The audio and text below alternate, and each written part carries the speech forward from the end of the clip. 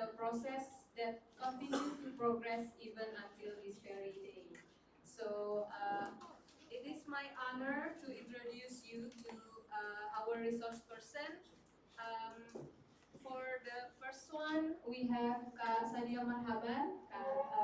If I call the the speakers, you can join me up front and sit in the sofa we provided on the stage.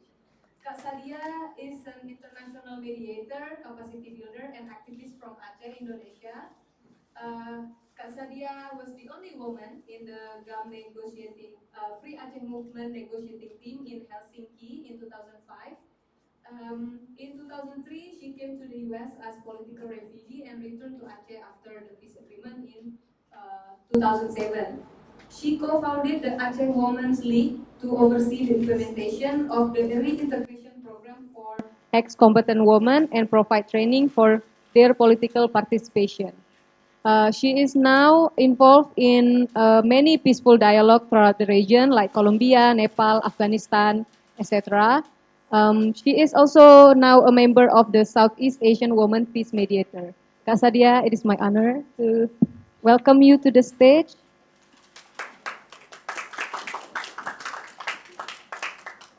Honestly, I'm a little starstruck meeting Kak Sadia for the first time. Okay, the next one we have Bang Juanda Jamal. Bang Juanda is the Secretary General of the New Aceh Consortium, a think tank dedicated to analyzing and supporting peace building and sustainable development in Aceh. Bang Juanda has a long history of involvement in Aceh's peace process and civil society strengthening. During the post-tsunami and post-conflict reconstruction period, he served as a spokesperson for the Rehabilitation and Reconstruction Agency, or BRR, in Aceh, where he played a key role in coordinating effort to rebuild the region. As coordinator of the People's Crisis Center, he provided humanitarian support during the conflict in Aceh, and following the 2005 Helsinki Peace Agreement, Bang Juanda co-founded the New Aceh Consortium, focusing on transforming conflict into a peaceful and participatory political process. Bang Juanda, please join us on the stage. And then last but not least, we have Bang Faisal Hadi, previously as a country manager at Nonviolent Peace Force Indonesia, but now in the Nurani Perdamaian Indonesia. He was also program manager for the Aceh Commission for the Disappeared of Victims of Violence, or Kontras Aceh. Bang Faisal also our OG Tijan member, Tijan expert. Previously worked with prominent stakeholder during the Aceh peace and transitional process from 2000 to 2016. In 2009, he was the executive of director of Aceh NGO Coalition for Human Rights. Bang Faisal obtained his bachelor degree in chemical engineering from Syah Kuala University, Banda Aceh. So this is it's good. Bang Faisal did not turn into Breaking Bad with his chemical engineering degree. Bang Faisal was a member of the Independent Selection Committee for Commissioner of Aceh Truth Reconciliation Commission. Okay. Now I will join. Give applause to our speaker, everybody. I already have Bang.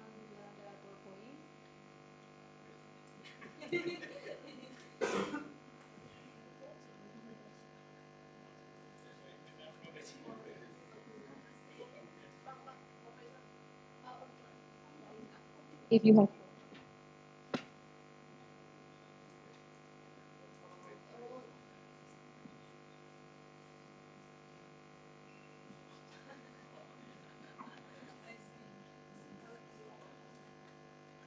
Okay. Now hopefully some of you, I see there are some of coffee cup on the table.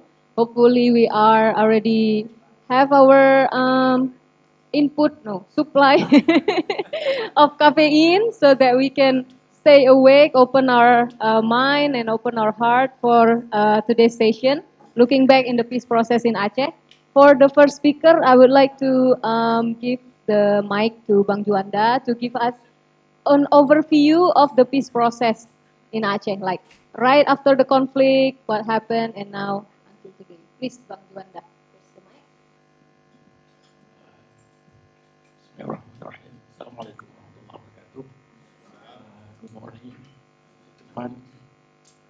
Thank you very much on this chance for Ajat to invite me. And hope that today we have opinion here with all friends from Timor-Leste, Patani, Moro, Philippines, and I also, what else? Yeah. And national, of course, Indonesia. Uh, Actually, because of we have a short presentation, actually they gave me to give some overview on how is the process of the complete transformation and peace process. And okay, I can give you some uh, how is the situation before in Aceh, the brightness and the darkness of Aceh. Because we have long story of the brightness, 400 years, yeah, as in the Sultanate, but of course the Kingdom of Aceh have good relation with the global. And then because of Second World War, Aceh was behind with the Dutch, with Japan. But then when the part of Indonesia was unsatisfied with the policies of the central government, the Darul Islam movement, the Free Aceh movement in 1976. That's how then we can see also the process during the armed conflict. There are many processes under dialogue. We before become dialogue with the government, also we have experience on how is the dialogue with the Darul Islam movement. And then, but the last challenge, the post conflict in development, last 20 years, because it's a really good opportunity actually for Chinese how to transform the mindset, the behavior, and also the dreams for the future. So how we learn on the brightness, how we learn on the darkness, and how we have new dream for the future moving forward. That's a big challenge on the post-conflict situation. And if we count it, yeah, you can imagine how is the period of war and peace in Aceh. Yeah, we Acehis actually stay, live in the conflict situation almost 100 years, almost 100 years, 90 years. Yeah. If we count it to compare with the peace situation, it's only 50 years or 60 years. Yeah. So we can imagine how is the impact of uh,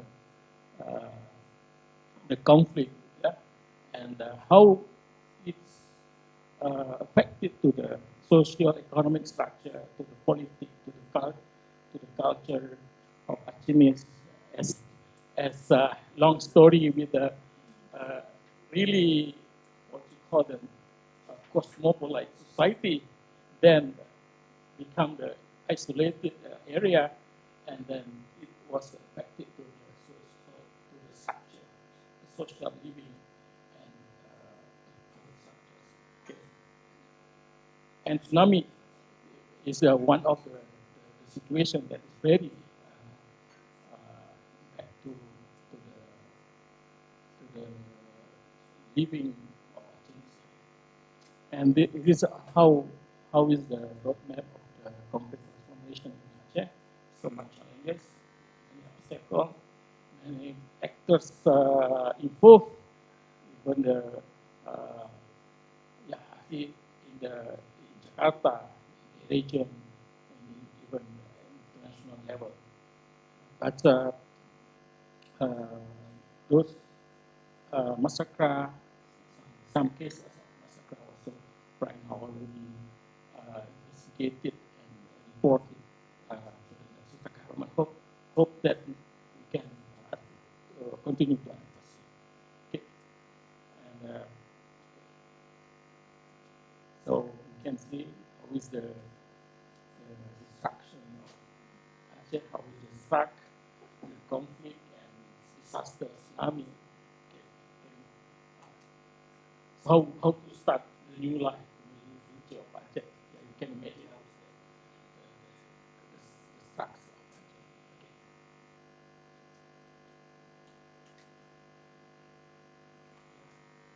So I think you can see that only small building there. Yeah, everything turned down. Okay. So, but when we learn on maybe on the conflict transformation, not really on the long story, uh, one of the lessons that important to us right now dealing to the how is the changing of the national leadership it will change to our situation, to Aceh situation. Yeah. During Soeharto, Habibie, Gus Dur, Megawati, Susilo Bambang Yudhoyono, and after Susilo is Jokowi, and right now is Prabowo.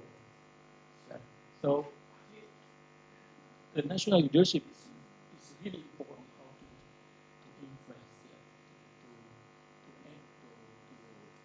to engage the relation. But of course, I think during the Suharto regime is very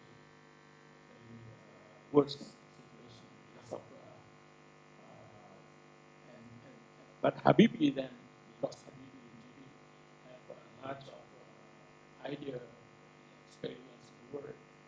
So according to him, that's possible to continue the military operation and must be stopped the operation. And I think it's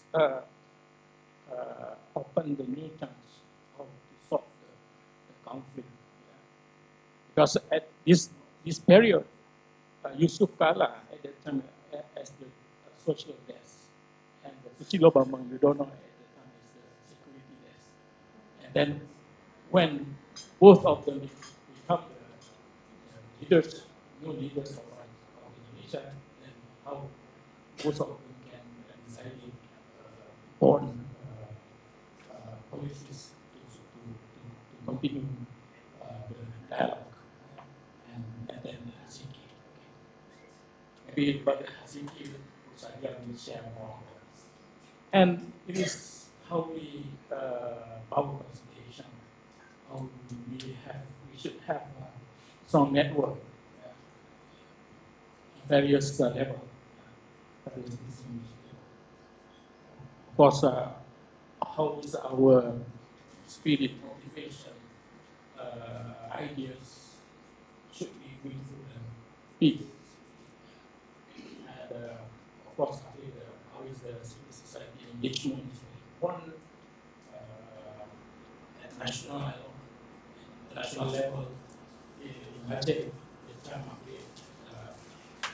the women conference, youth and students dialogue, and then at the solidarity network, we have a support committee for Aceh. So our colleague from Japan, from Europe, at the time, trying to distribute campaign how is the human rights violation, how is the security situation in Aceh. And I think on this part, I think we learned a lot with the ETAN movement, maybe from Timor. Yeah. But then also the policies of the freedom movement, particularly the gun and freedom movement, and then the political will of the government. Without political will, it's impossible for dialogue. That's what's happening right now in southern Thailand. Okay, they have political will to start, but not to bring to the formal negotiation. It's still informal negotiation. But on the Aceh case, how we learned at the time of Gus Dur, he really brave to invite the NGO, the Henry Center, to facilitate the dialogue between government and GAM in Geneva. Although then that law in Japan friends. It's developed because of the new leaders. Megawati is the compare the policies to much. Actually, she brought new war with with martial law. And, it's of course actually that's the changes of the political situation and national house and the military army negotiate with Megawati who Gus Dur and then Megawati presidents and then of course actually the space for the army come back to return. And political will government is very important. But also the wish of the freedom movement is important. And the support, solidarity support of the civil society, national and international, also is very important. Next. So post conflict, so we can say that Loga is the constitution of Aceh. And then why? Because we have some authorities, although then the process is not really not effective, but the dialogue before and after the Darul Islam and GAM is before there's no agreement. No agreement. But the Helsinki agreement that as a political uh, agreement between GAM and political decision between GAM kind of stand of view on how to see the future of Aceh. Although at that time it's no choice because of also the situation pressure on the process because of the tsunami, the disaster aid, international aid security guarantee from both parties. But from the agreement related to the law from government of Aceh, from the law under international Indonesia legal system, but how to see, how to get more chance, more opportunity in the political fields for the future. That's important. Of course, actually, with the interest between Aceh and the government, it's will. I think the fighting is still going on the political interest or political interest. But then how we negotiate, we continue our negotiation. It's not. I mean, after the agreements in Helsinki, it's not finished. The negotiation. This is how is the routine transform our minds, and using the Loga as the key point for us to get more space, more chance, more budget to change. Because when we look previously, how is the conflict close the chance for us to develop our Aceh, on the human rights, I mean on the human resources development, how to manage the natural resources also.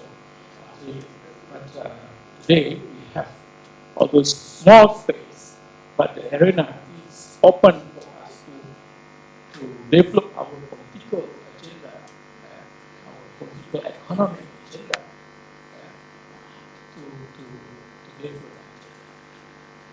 And yeah, although the challenges, of course, contradiction between agreement and law, Loga, but then how we continue our struggle. Come before they use the weapons, but now they use the mind, the political power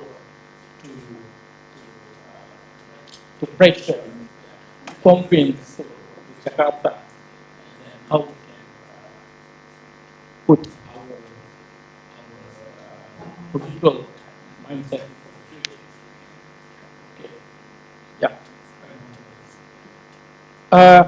when we look the last 20 years on the process, the commitment, you can say that like I mentioned before, the political will of central government to negotiate with the free agent movement. And until today, I think this political will still have. But it depends on Aceh, government of Aceh, parliament of Aceh, how to use the political will of the central government to put our political agenda and then to fight, to negotiate. The law and the regulation, of course, we have in Aceh right now we have three undang-undang. We have undang-undang, the law of Aceh number 11. Then we have undang-undang regulation number 44 about the keistimewaan. This is dealing to the this is the one of the regulation, one of the law based on the Darul Islam agreement, but it was regulated in 1999 when the situation in Aceh is really.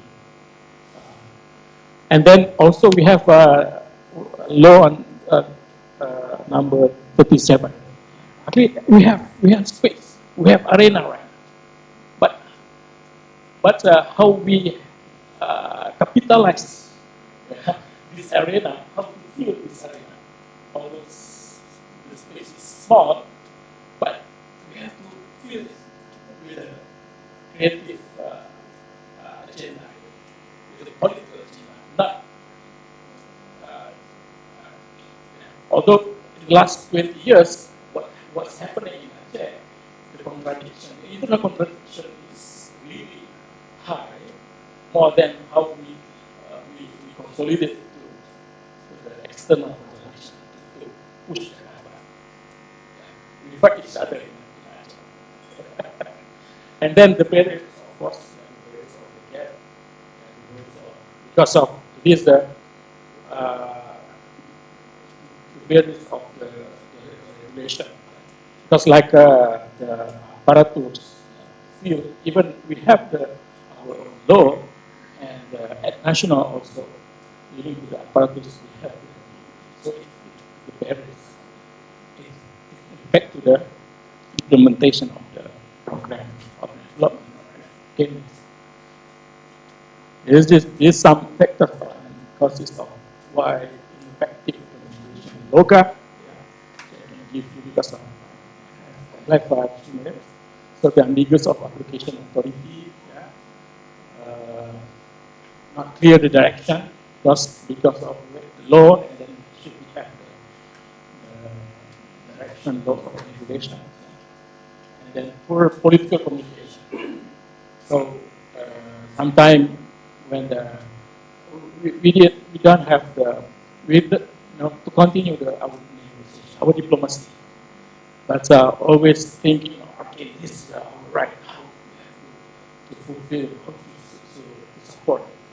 But sometimes with the central government, should we have how we diplomacy, because he knows and how the situation in Jakarta, dealing with the budget, we have to negotiate how we share.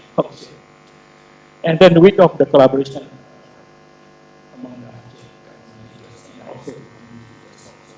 The last 20 years, I think there are some factors. Okay. And the implication, of course, if the authority, based on the local is not implemented, of course, okay, when the week of the rules of the government of Aceh, because normal again, of course, the national authority is this is what we learned, how is doing the Jokowi with the new regulation,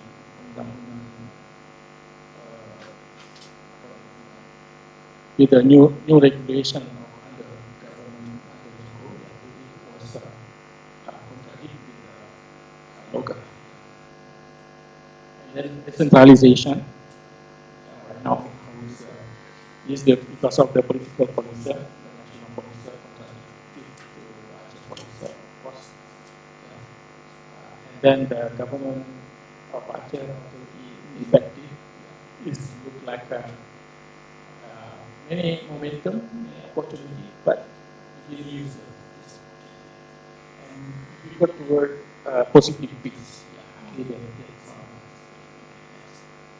One. But the peace building that's still today is 20 years. So of course it's the process. We can't get the success in 20 years. We can solve all the problems in 20 years because in last 20 years the new leaders, the new middle people, the vision, the mission, we can actually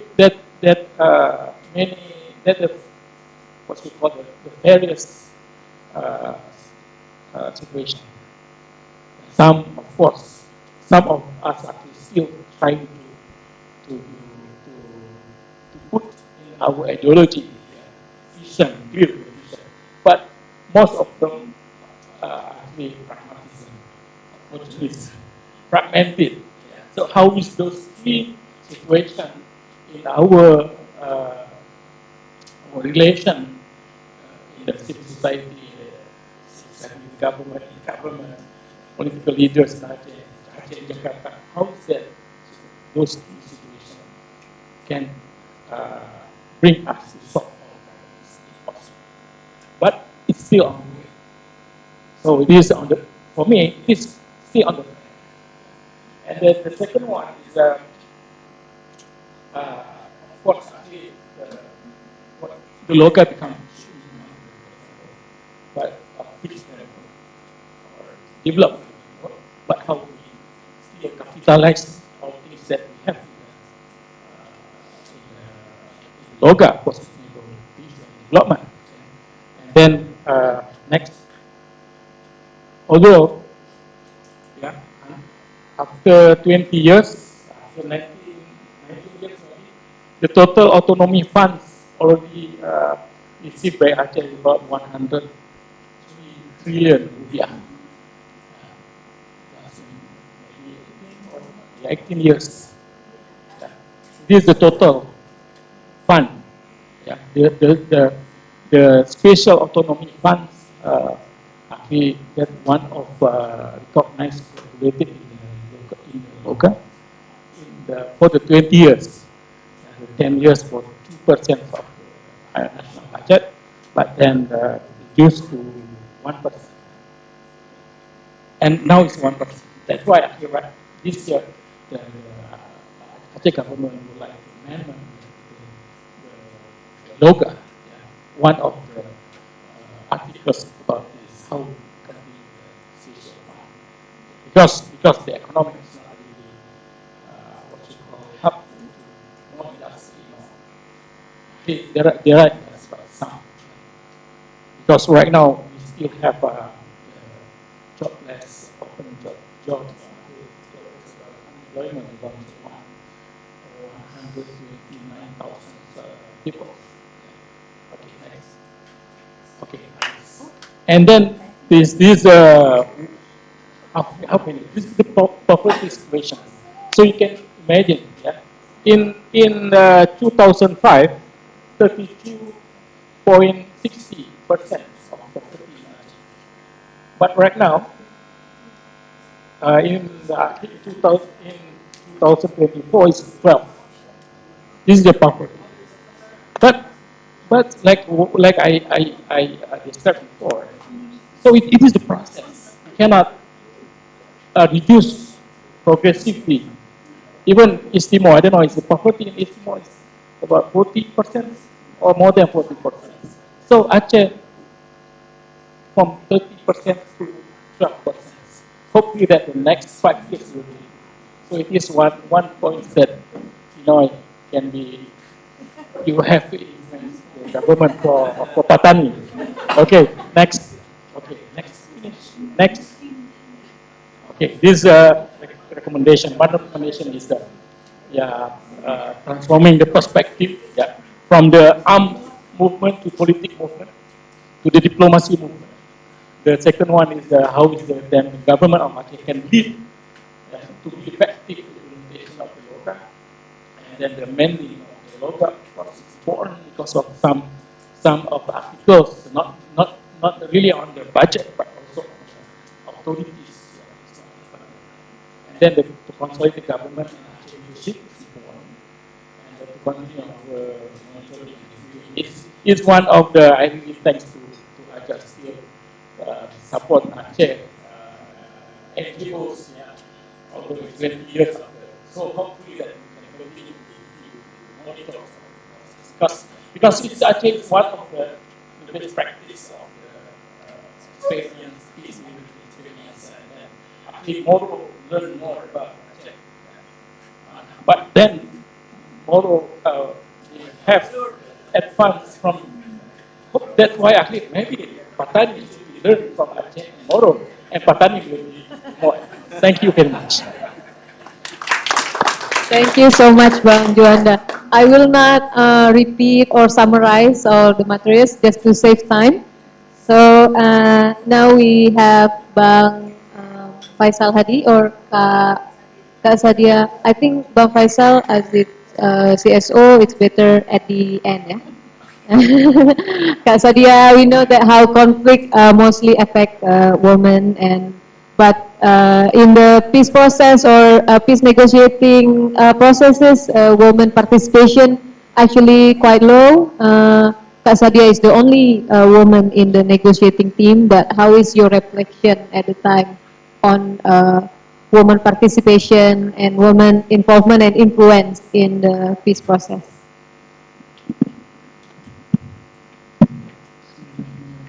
Assalamualaikum warahmatullahi wabarakatuh. Very good morning once again, and it's an honor for me to be here, to be sitting here with a wonderful audience, people who are staying in sanity despite whatever happens in the crazy world, what we see. So we have to keep this time and momentum going, and also an honor for me to be sitting here with my senior, Bang Faisal and Juanda and Bang Afrida, not as in age, because I will be 58 next year, so I think I'm older than they are, but however, in the seniority of the work.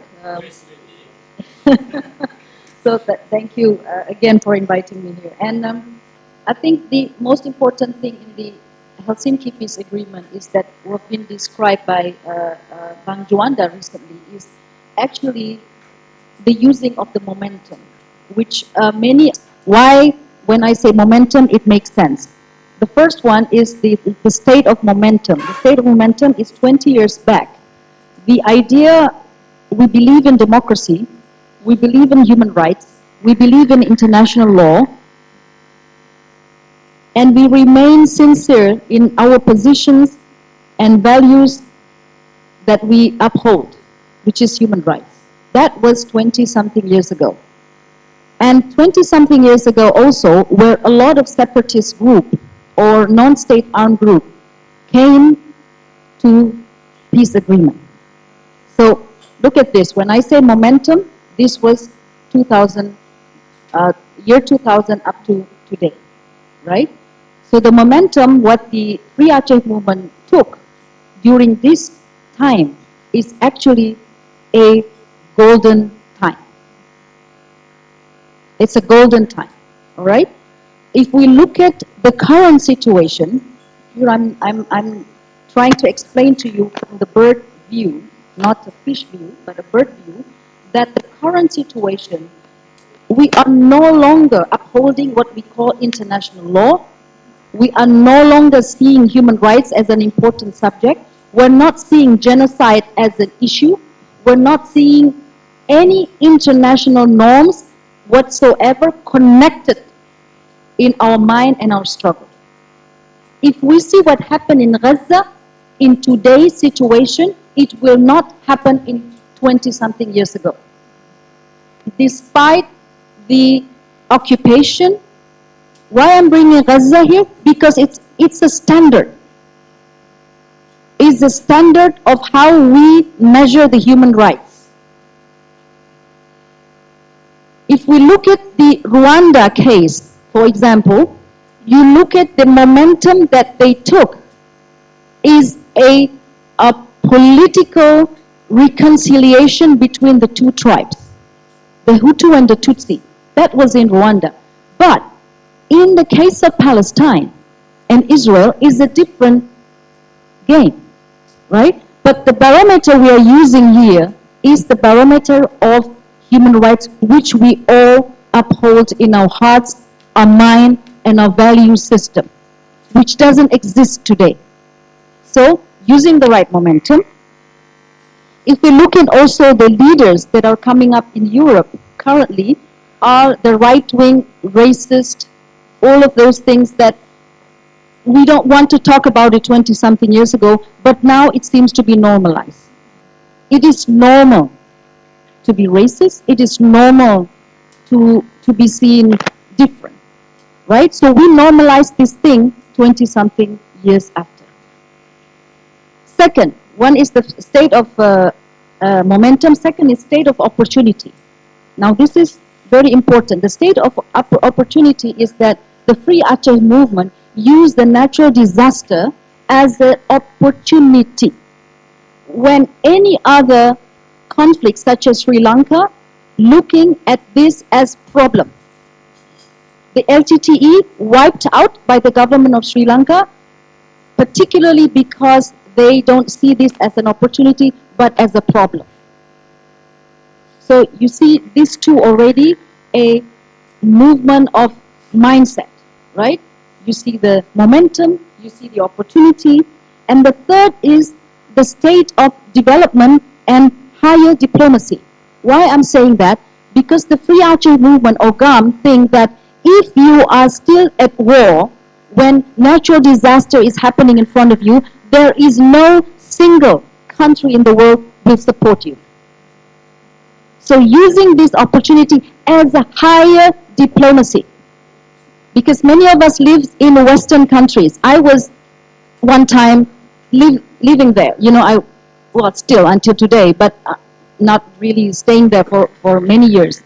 But what I'm saying is that we are using the higher diplomacy as the leverage to build a bridge to the international community, using the natural disaster as an opportunity to settle the conflict. All right? And many other cases, they don't see this. Like, for example, in Myanmar, they have the Nargis. And in Sri Lanka also, it happened with the natural disaster. But it came out very different result with Aceh. So this is, I think, a very important note to look at as peace builders. And the fourth one is the state of reconciliation. At that time, Indonesia also want to be seen as good country to the ASEAN, because Indonesia is seen as ASEAN as the father figure of ASEAN. So when you are a father, you cannot act very bad, right? You want to be seen good. So at that time, Indonesia is also using the leverage of their own changes of regime, from Suharto dictatorship to Habibie, and then to Megawati, and then to SBY. So there's a period of democracy test in Indonesia. And they test it through the model of democracy, which they think, with the Indonesian people think, this is useful, which is transforming from dictatorship to a model of open democracy, which we are harvesting today. Well, you know what I mean. And the concept that they built, that they want to establish a state where it's not seen as a loser. So you're building a momentum also at the international arena. So both are building momentum. Well, GAM is building momentum. Indonesia is also building momentum to settle the issue of Aceh because of so many reasons. Because not only because of the tsunami, but also because of development and because of the maturity of the political dialogue. Because a country can be seen as civilized when they dialogue. A country that attack another or their own people or their own community are seen as failed because they don't have any other weapons. Their only weapons are violence. The same thing like what we've seen in Myanmar today with the junta. So things develop into that. And also GAM also want to be civilized using the soft power. So GAM is using this peace process as a soft power in also managing expectation. Now, this is the hardest part before I finish my 20 minutes. The managing expectation in any peace processes, I work in perhaps around 12 of them. The hardest part for me is managing expectations. Because people expectation are varies from one to another. Community, government, politicians, women, and so on. So it is more or less like you're trying to manage a group of kids, and which candy or which amusement are you going to give first? So this is very difficult. Managing expectation is one of the hardest part in after the peace agreement.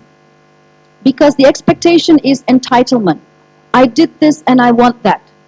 I did this, now I am entitled for this.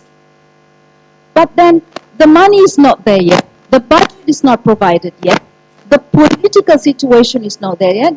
We want democracy, but we never been democracy in the first place. So when you want democracy before you enjoy what is democracy, then it is very, very hard for you to understand the concept itself. I want human rights, when before I never respect human rights. And why do you expect that in your enemy to think the same like you? That is psychological, right? It is not the same. So it's either you change yourself for the sake of the good, or you try to lower your expectation so that when you come to that point which Juanda mentioned about the poverty and so on, that you realize that, hey, we're not that bad. But it's a process. But sometimes we are impatient. And the last one is we undermine culture. We undermine culture. Many peace processes where I worked in Afghanistan, Colombia, Africa, 3 countries in Africa. None of them are talking about culture. They only talk about bringing development actors, security actors, gender expert, human rights expert, and so on. But never a culture or anthropologist in any of their analysis, which I think it's a little bit sad. Because when you want to look at one community, one nation, or one culture, you have to look at this possibility of working your peace-building community or something. So my reflection in these 20 years is rejuvenation, anti-aging cream, whatever you want to call it for Aceh, is 20 years. So you have wrinkles like me, and you can also look young. You can do your exercise, you can do your happy thing, and at the same time you still do your political work. So I think the obligation for us now as peace builders is continuing upholding values and human rights, which is we will wait to be under the bridge anytime soon. Nobody will listen to us. God forbid if this happens. Right? Because in what we believe for so many years, this is part of what we believe until we die. So humanity should be the first in our agenda. Now, when we talk about Aceh, you think that peace process is the end of this, is actually the starting. So 2005 is the starting of the new beginning. But is that a destination of Aceh? Do Aceh think that peace process is the aim? No, independence is the aim. No, we never think peace process is our aim. That is awfully wrong. Independence is our target, but we don't get there. So we have to live to what we have as of today. If there is a miracle, something happened, we never know. But I don't want to end this in the understanding that we still want to be a separatist. No, it's a process. Any country is a process. I remember our leader, GAM leader, late Tunku Muhammad Hassan Ditiro, he said, Shadia, don't worry, when you plant the seeds will stay there. The plants will grow. So idea and ideology you cannot kill. You can kill the entire population of Palestine, but you cannot kill the ideology of a state. Now, we peace builder trying to be normal. We try to be neutral in our belief. But actually deep down inside, there's a significant core for any conflict, which I think the hearts and mind, the justice and the dignity. I thank you.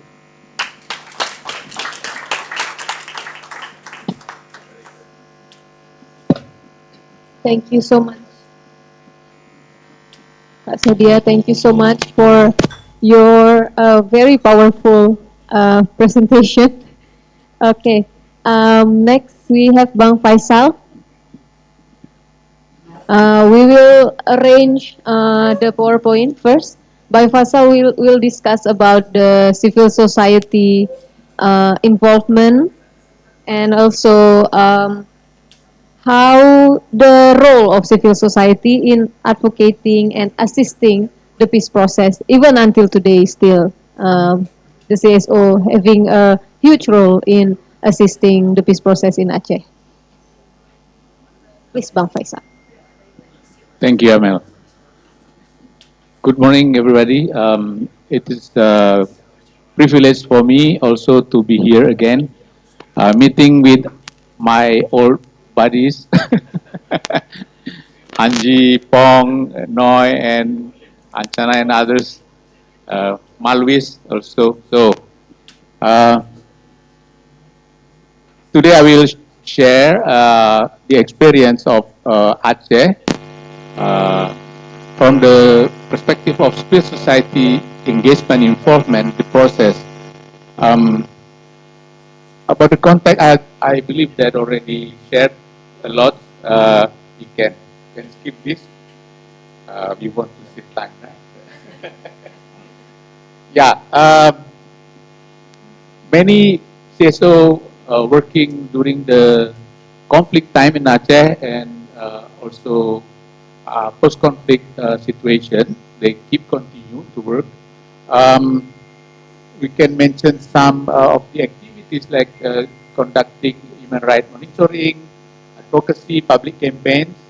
I named some of the organizations here, but not limited to this, because that time so many organizations were there, including those who work with the issues of development. Actually, they start with this before we have the organization working specifically on human rights.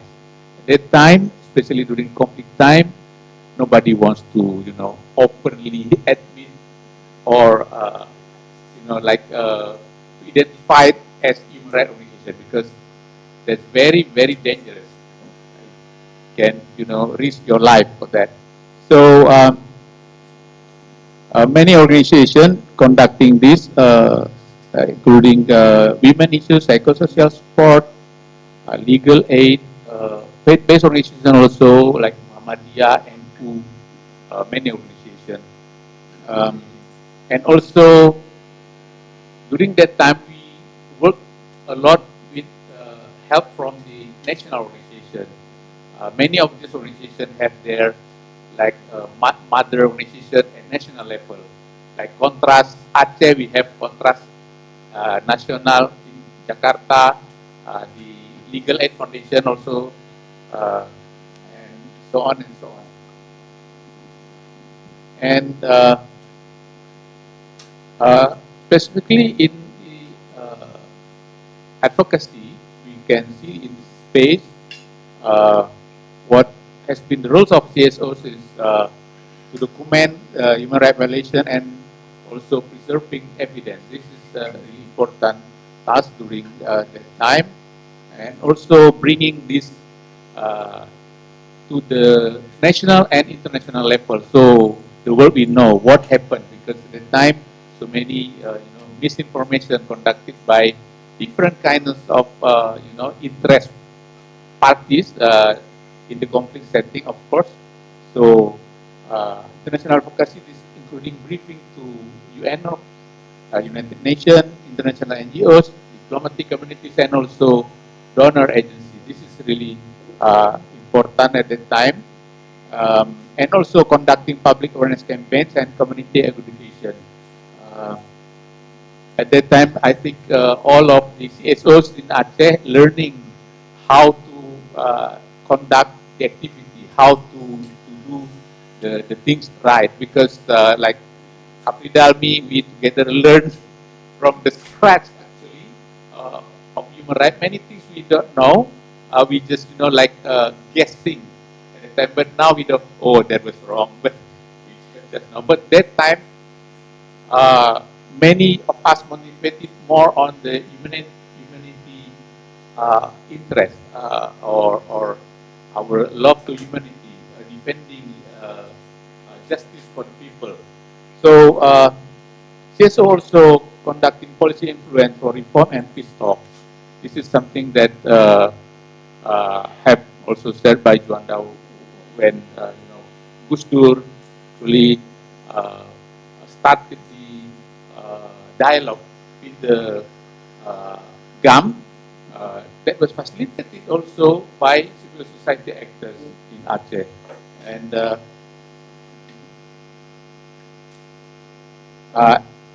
in assisting peace, CSOs in Aceh also conducting many activities like facilitating dialogue between the conflicting parties at community level. This is more on the micro level situation, how to deal with violence, how to deal with human rights violation cases on the ground at that time, and also serving as informal mediators in local disputes.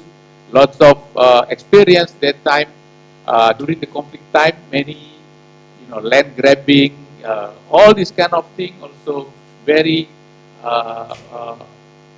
say common happen in Aceh, and CSOs conducting all this whatever they can do to help people to settle all these disputes in local level, and also promoting non-violent education. This is also something that CSOs doing a lot, especially in different kind of issues like environmental issues, including land grabbing, and also how to advocate for people have problem with law, all this kind of thing, to give option actually for people, especially in the ground level, in the remote areas, for example, to really have their option how to solve the problem without using violence. And also in terms of the voiceless victims, I mean, CSOs also facilitate them to highlight, to voice the voiceless, and also building trust through humanitarian relief work. This is something also like Juanda organization at that time is PCC, the People Crisis Center, conducting many activities helping the IDPs at that time in the Aceh conflict. And especially for promoting accountability, this is something that also very important. Gathering credible evidence for human rights cases. This is many organizations conducting this bringing all these cases to available mechanism in national level up to bring it to UN session in Geneva and New York at the time, and also supporting victims to file legal complaints, and also campaigning for truth commissions and transitional justice as the other option of solving the problem facing by the people at that time.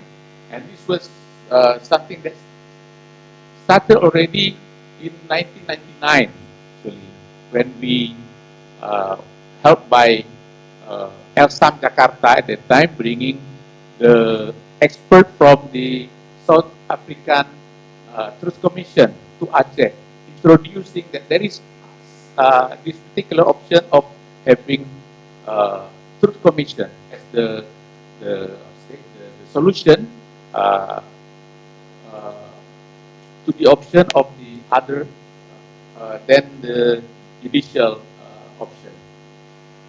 And also when we had the MOU, peace agreement signed, JSO also monitored the implementation of the MOU.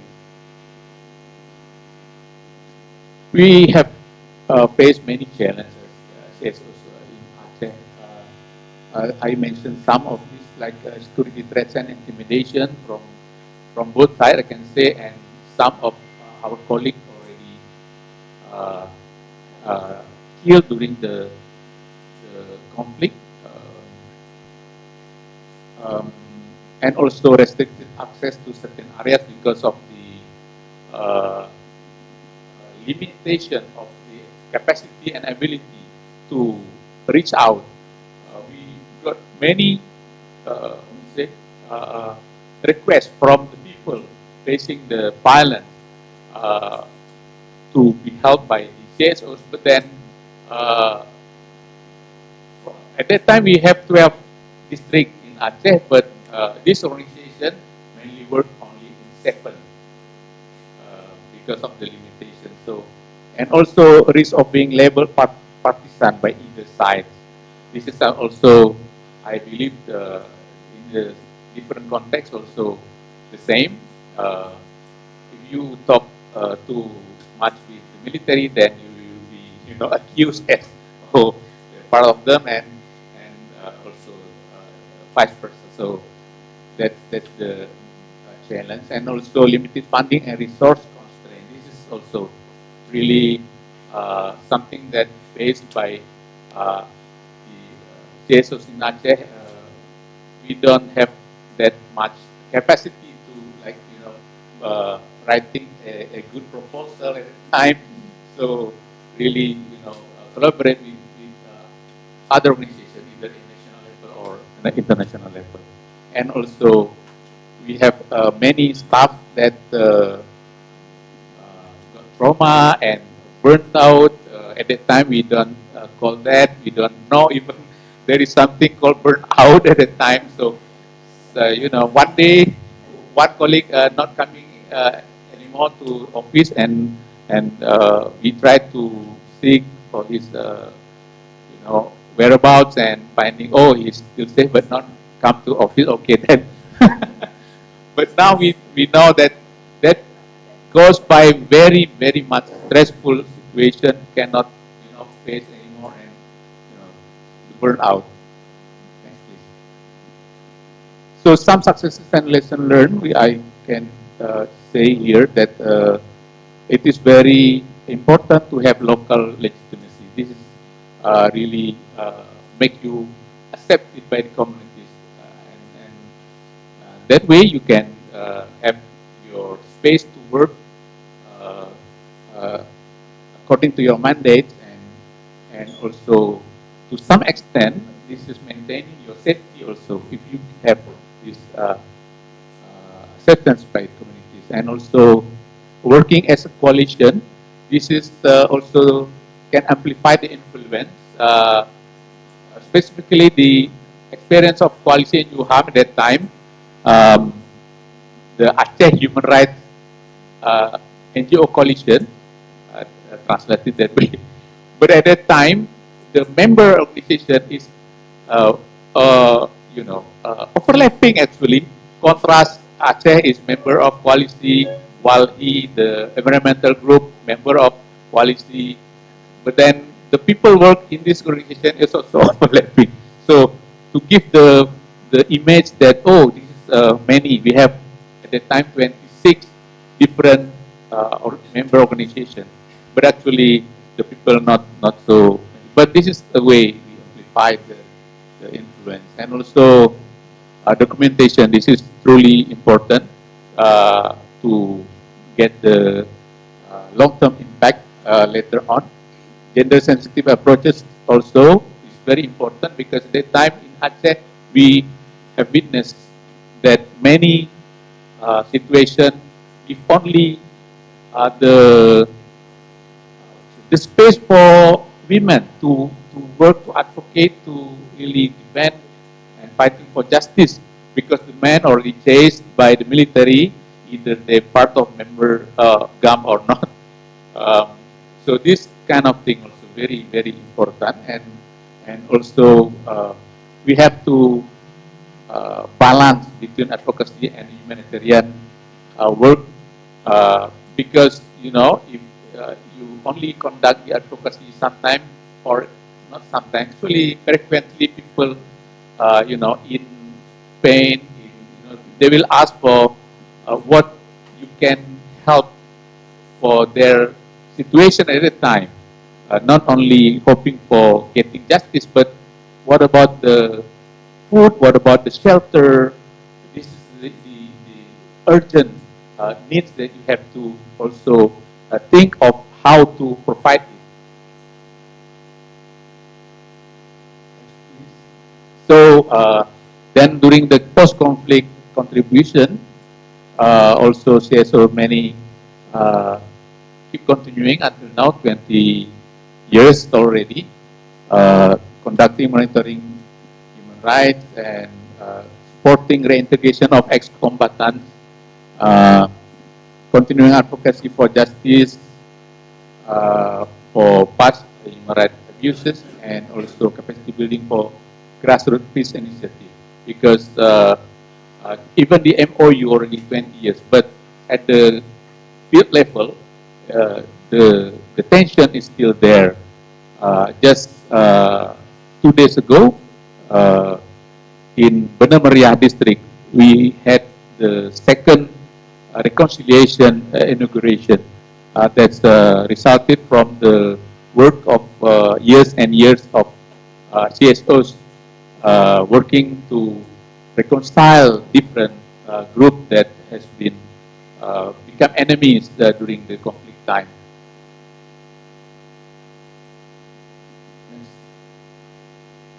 And specifically to Aceh TRC, we can, this is just only the timeline. You can see that from the MOU until we have the official launch of the Aceh Truth and Reconciliation Commission, or KKR Aceh, we have from 2005, we only have that established in 2016. So this is resulted from the years and years of persistent work of the civil society organizations.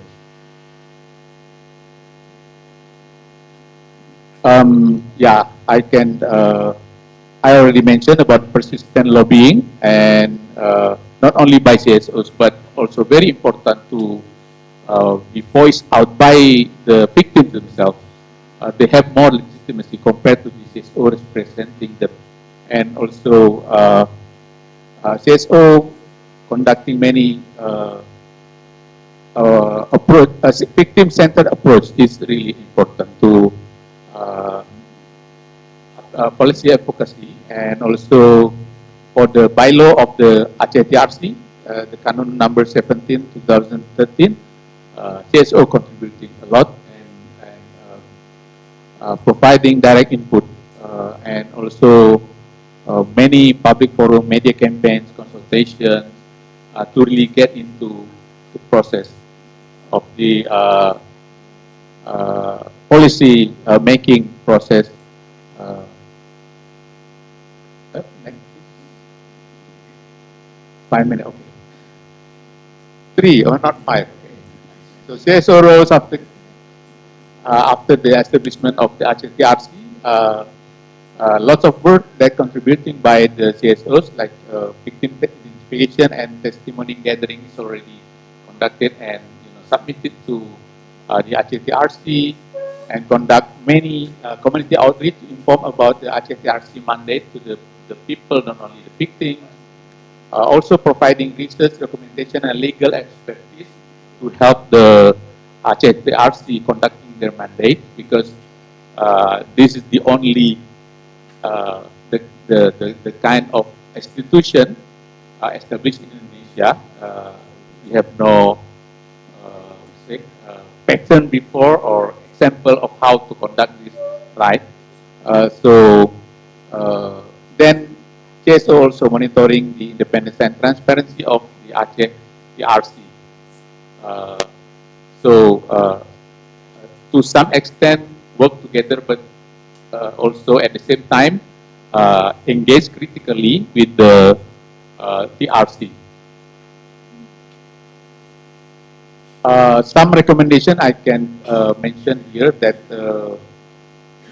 in the conflict setting or context, grassroots capacity strengthening is very, very important to respond to the crisis. This was the experience of Aceh, where we really are learning by doing, lots of us doing.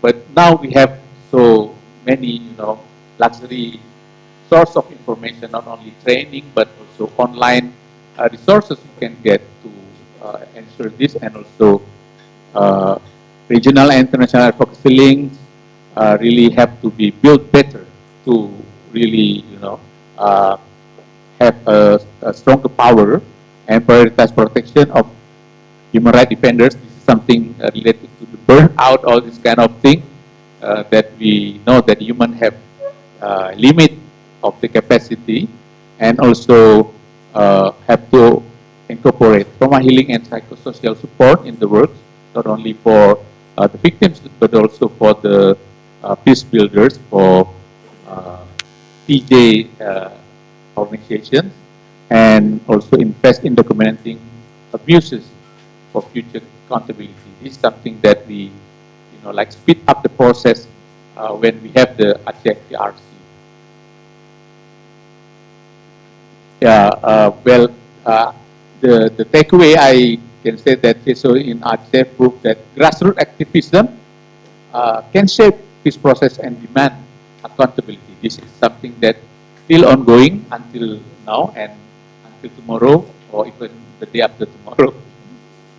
And I quote from the Aceh activists that peace without justice is only a ceasefire. So we don't want to have ceasefire, but we want to have truly peace by trying to attain justice by whatever means that we can have now, or prepare for future of Aceh.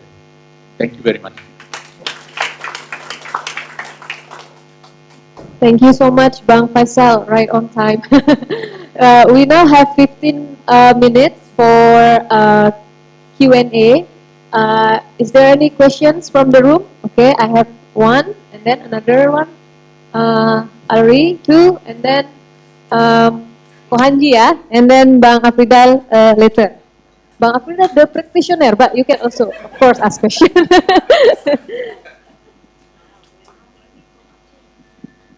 Thank you so much. I actually would like to seek your kind maybe advice or suggestion or whatever with regard to the women's involvement and also coalition with the CSO. So as also you rightly mentioned that actually Fonta historically just did not and also still not used as a start as an opportunity. And also instead, both like 2008 market cyclone and also recently 2025 earthquake, the Honda is weaponizing the humanitarian system. And the conflict in Myanmar is very complex and complicated. And so, what would be like a kind of applicable or the entry point or whatever as like a women right organization push or with the correlation with the other like-minded organization to carry out this process happen.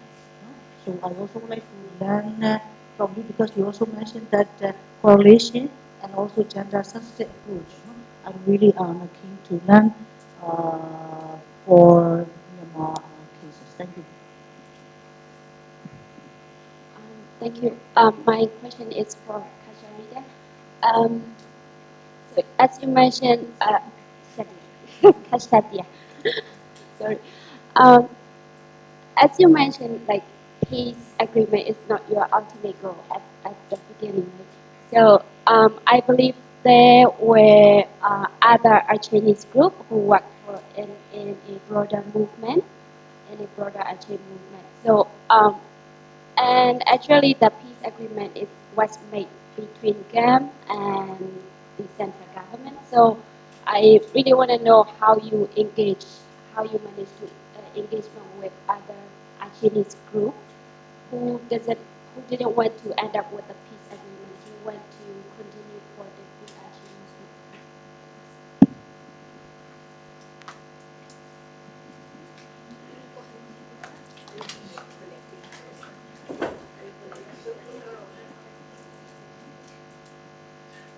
Hello. Thank you for all speakers for your powerful presentation. So, as my country, Burma, Myanmar, so now we are preparing for the future, drafting a new constitution. My question is mostly related to the first speaker. Sorry, I forgot your name. So, according to the 20 years of peace in Aceh, so how to clearly separate the power budget resource between the central government and the Aceh government?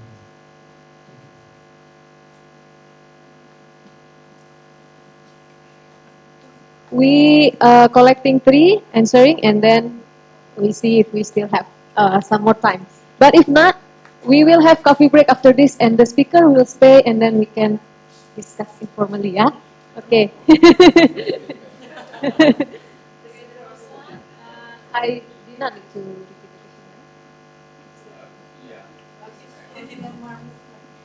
question. Thank you for very interesting question. I think when we conduct this, now I can say that we have to consider the enabling factor. And this is something that you have to consider first. You have to think of how to create safer space first. I know that the situation in Myanmar is very fragile, not very, easy for organization to work in the field, especially. But learning from our context in Aceh, we used to start with the, like I mentioned before, with the development organization. So nobody mentioned about human rights, but more on the approach of things that accepted by all, not only the military but also the armed group, like talking about how to plant ginger for farmers, but that's for public. But instead, in your actual activity, you start to discuss with the people relating to political or something that related to how to cope with the situation, the conflict things. In Aceh, we have the kind of coalition of civil society organization. The oldest is the Forum Aceh NGOs Forum. They consist of the this is a Forum LSM Aceh in Bahasa. They consist of so many, I think more than 70 organizations. This member organization based in different districts. And some of them even the organization of, not organization actually, but the private institution of boarding school, Islamic boarding school, for example. All this kind of institution, they come together and establish this forum where they share lots of things, skills, training. In public, they only talk about the development, like agriculture, all this kind of thing. But actually, they start to like conducting documentation of violence from the field. Not necessarily have to be conducted by organization conducting human rights, but also all these organizations working like that. So very important to consider not working in silo and start to, look for partner.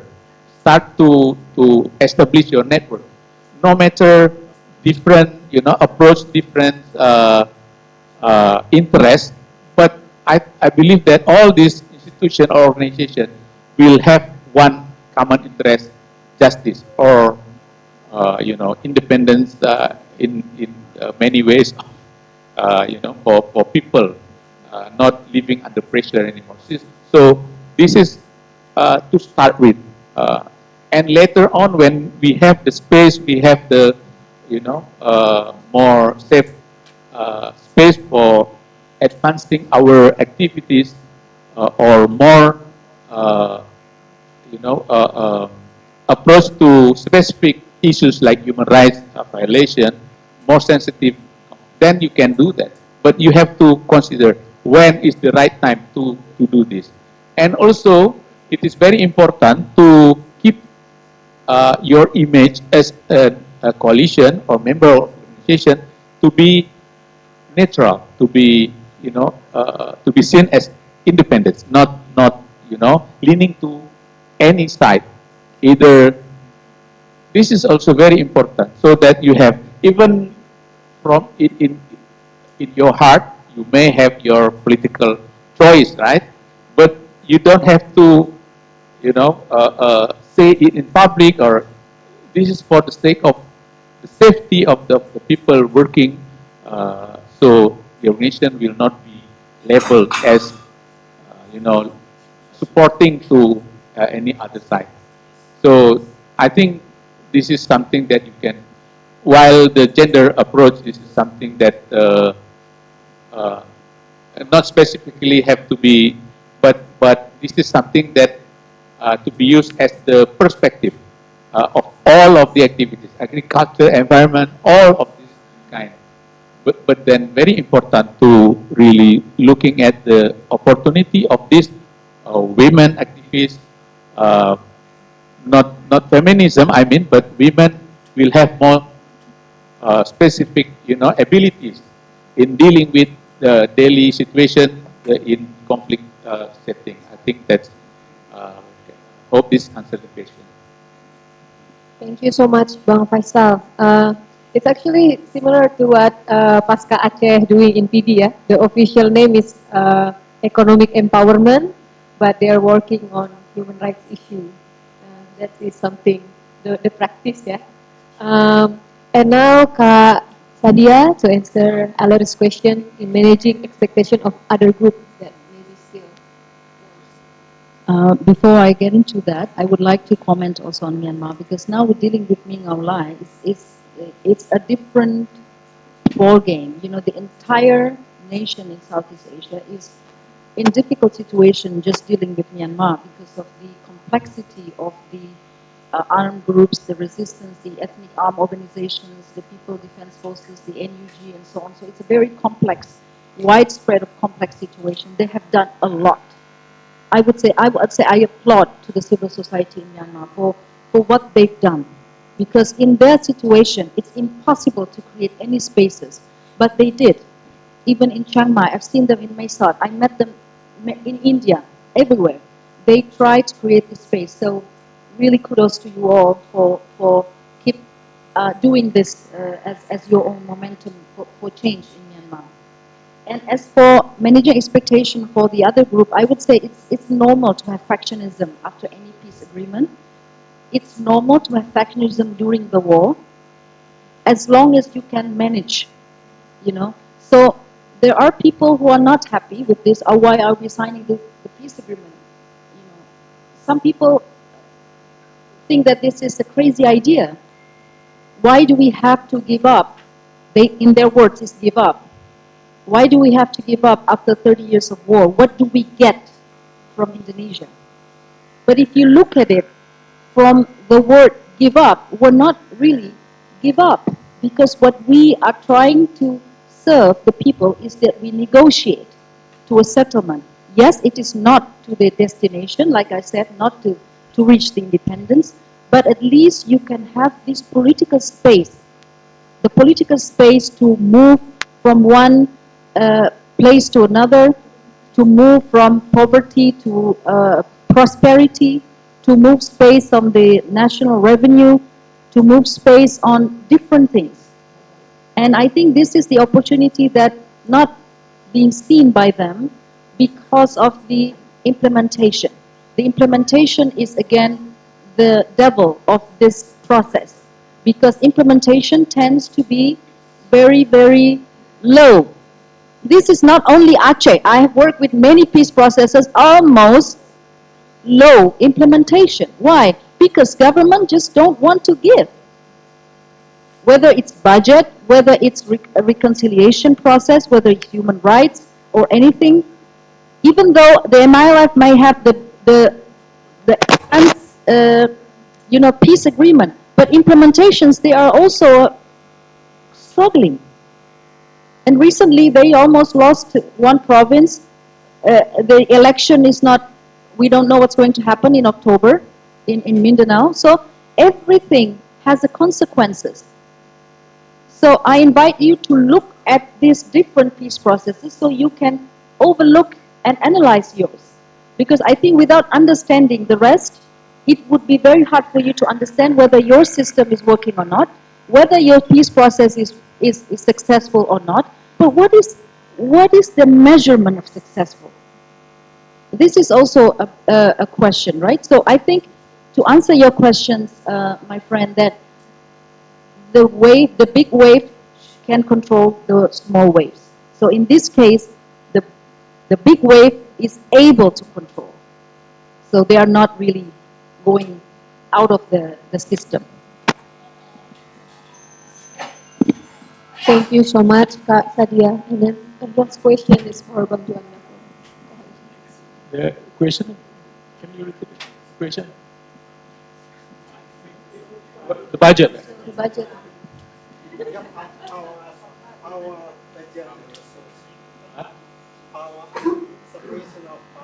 Oh, okay. Yeah, actually, the authorities, yeah, based on in the agreement, based on the agreement, actually all belong to the Aceh on the public affair. So Aceh will have what you call that.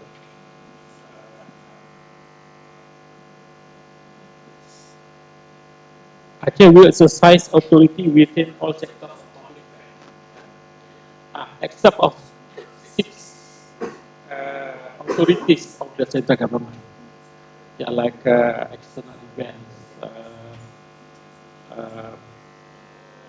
national security, yeah, and then foreign affairs, yeah, and then about the freedom of religion and some matters.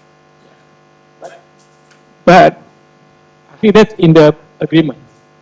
But in the law, actually, at the Article 7, it mentioned also all Aceh must be. I mean, the government, the central government,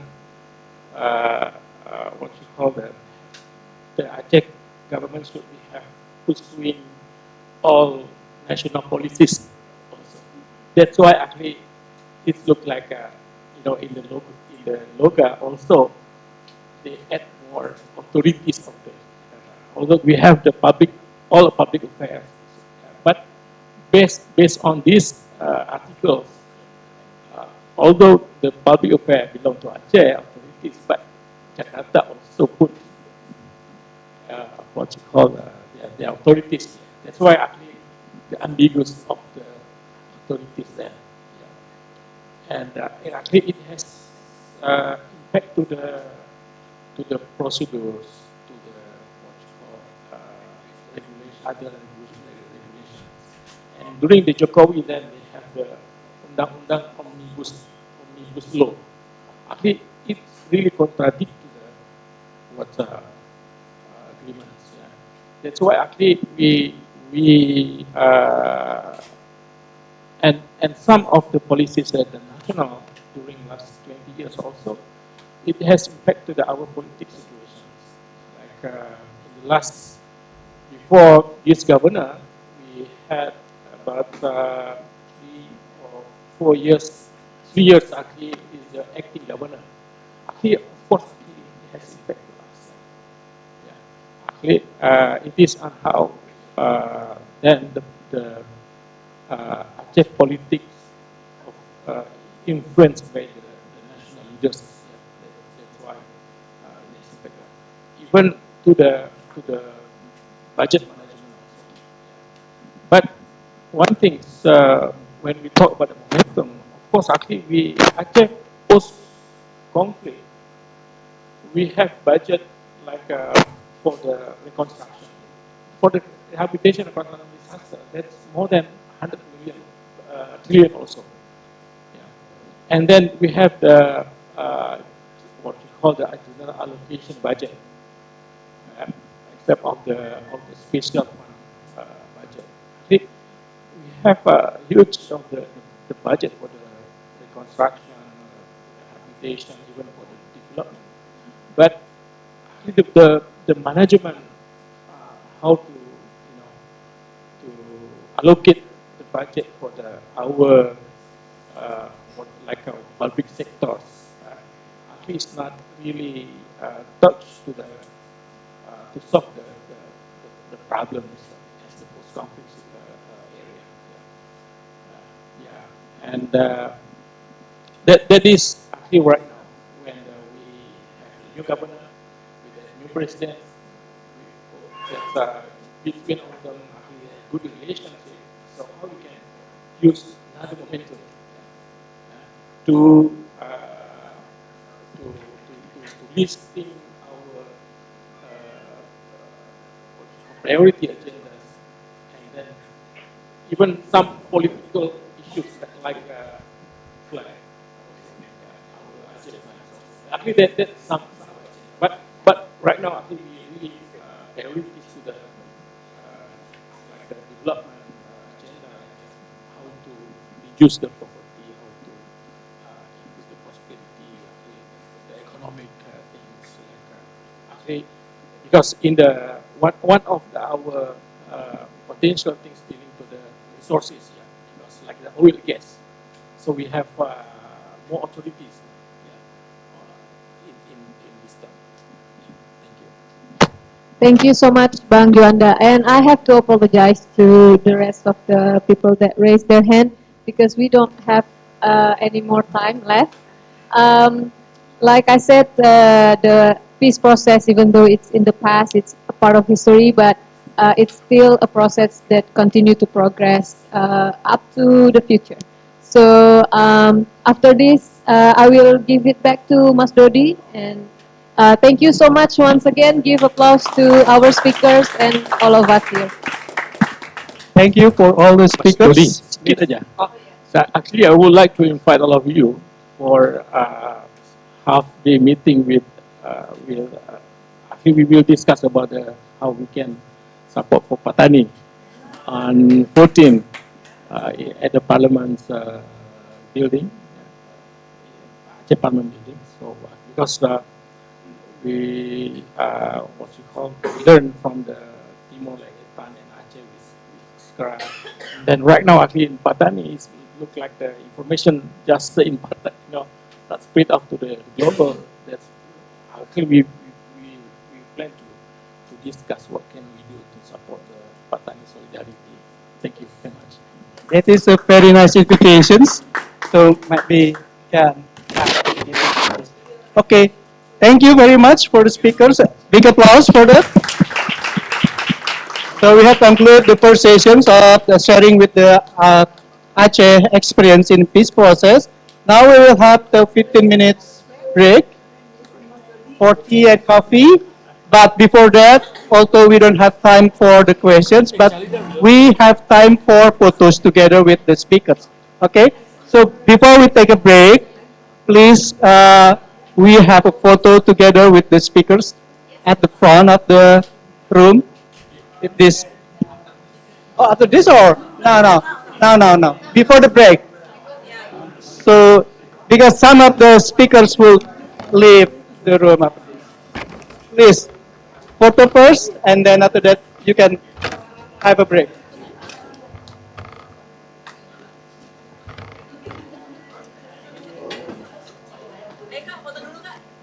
Please, yeah.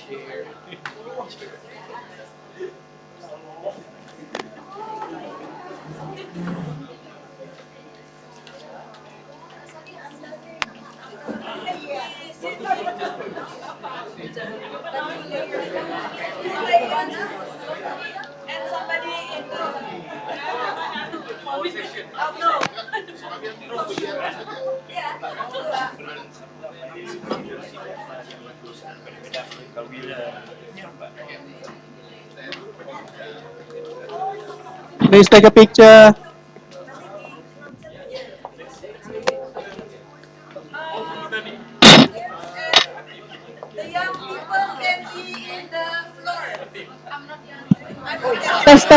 Test. Okay. I will arrange. Someone move to the left, move to the left, to the left, to the left, to the left. Feel the left. And then for those who don't have knee problems, can sit up front. Yeah. Someone without knee problems can kneeling. Yeah, it's not about young and old. Everyone can have knee problems. Oh yeah, if you have the yellow tag and don't want to take pictures.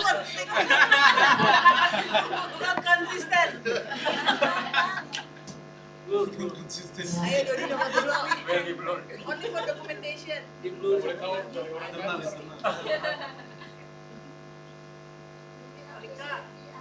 Oke, 1, 2, satu lagi. 1, 2. Lagi say Aceh.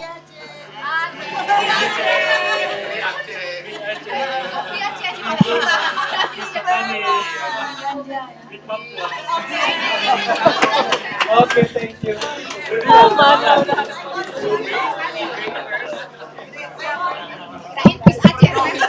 Everyone, Kasadia have I have a little gift for all of you, but maybe not enough. It's only 25 packs of coffee. Maybe foreign, but not local, and people from Jakarta maybe can enjoy the coffee. Thank you. Okay, thank you. So back to the room at 11, yeah? But not enough, so only the trainers, so you include it. I want to say, whether you include it or not. What about not Jakarta?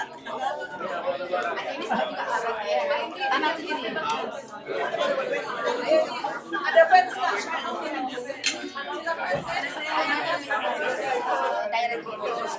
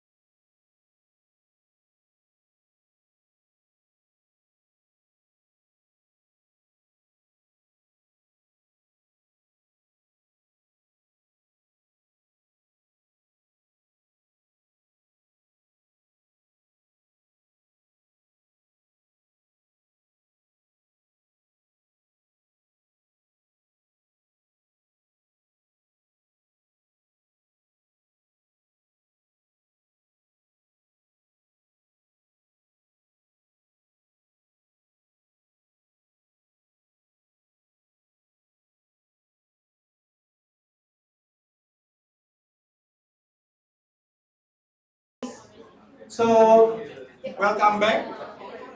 This second session, we will also listen to the experience from Aceh, which specifically will discuss about the how we preserve memories. And when at the previous persons, we discussed more about the peace agreement process with the political tensions, political parties, etc. But now we will more focus to discuss about the civil society initiatives, the cultural approach, as well as the victim stories and victims' voices. And these sessions will be chaired by Mulki. Please. and please for the next 1.5 hours. Thank you, Mas Dodi. Hello, everyone. Hi. Good morning and almost afternoon. We just had a coffee break. I hope you guys everyone here still fresh. If feel a little bit sleepy, you can take a coffee behind. So, the second session, yeah, you also already get free coffee from Kak Sadia Marhaban. For those of you that haven't get the coffee, please ask Amel. Because, let's see. If today success, there's another coffee maybe tomorrow. Okay. And for the second session, it's not, it's also with our prominent activists and also the people that is working with the civil society after the peace process and up until now. So there will be 3 persons that is very famous also. The first one is Bang Afridal Darmi. He is a human rights advocate. He mastering in international human rights law from Northwestern University of Chicago. He has completed as his duties as commissioners and chairman of the first Aceh Truth and Reconciliation Commission from 2016 to 2021. And Bang Afridal also a member of Transitional Justice Asia Network. Also one of the Amel said OG, the original members also.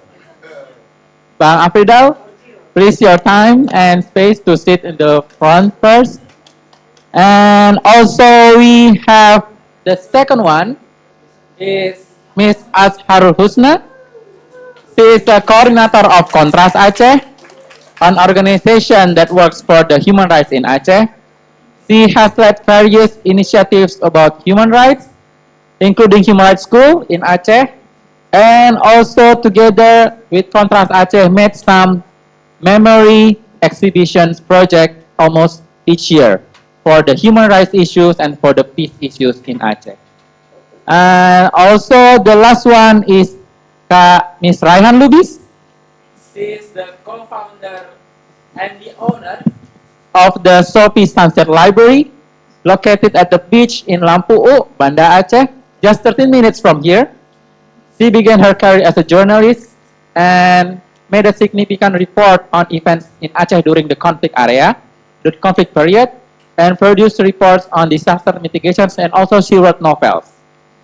In 2021, she moved to Aceh for good and bringing 1,000 books of Aceh to open an open library space near the beach in Aceh and envisioning for a good literacy in Aceh. So Kak Raihan, please come with us together and have a session together. So with me as the moderator, we will ask for your time because we have 15 minutes late for the coffee break. So it might be, we will have the 15 minutes plus. So our lunch will be at 1:15 if possible, or we can, if there's no more questions, we can shorten it to 1. Because in Aceh, we will have we have a late lunch usually. Not at 12, but usually at 1. So please bear with us. And for the first session of this discussion, I will ask Bang Afridal Darmi first to share about after the peace process, there's a transitional justice mechanism that took place. Bang Afridal can share about the story with us as also as a ex-chairman of the Aceh Truth Reconciliation Commissions, and also how about the Human Rights Court in Aceh? Please, Bang Afridal. Thank you, Mulki. Assalamualaikum warahmatullahi wabarakatuh. Alhamdulillahirabbil alamin. Allahumma shalli ala Muhammad. Dear friends, it's a very good time for us to rethinking about transitional justice and peace and human rights. And this is what I try to do in our limited time, and I'm very welcome discussion that we can conduct about this issue. So 20 years now, the peace accord already closing the 2 decades, but if we still commit to our knowledge that transitional justice is something that we should brought along with the peace, and then we need to reflect about it. So that's why I present this. So there's a key MOU and the current development.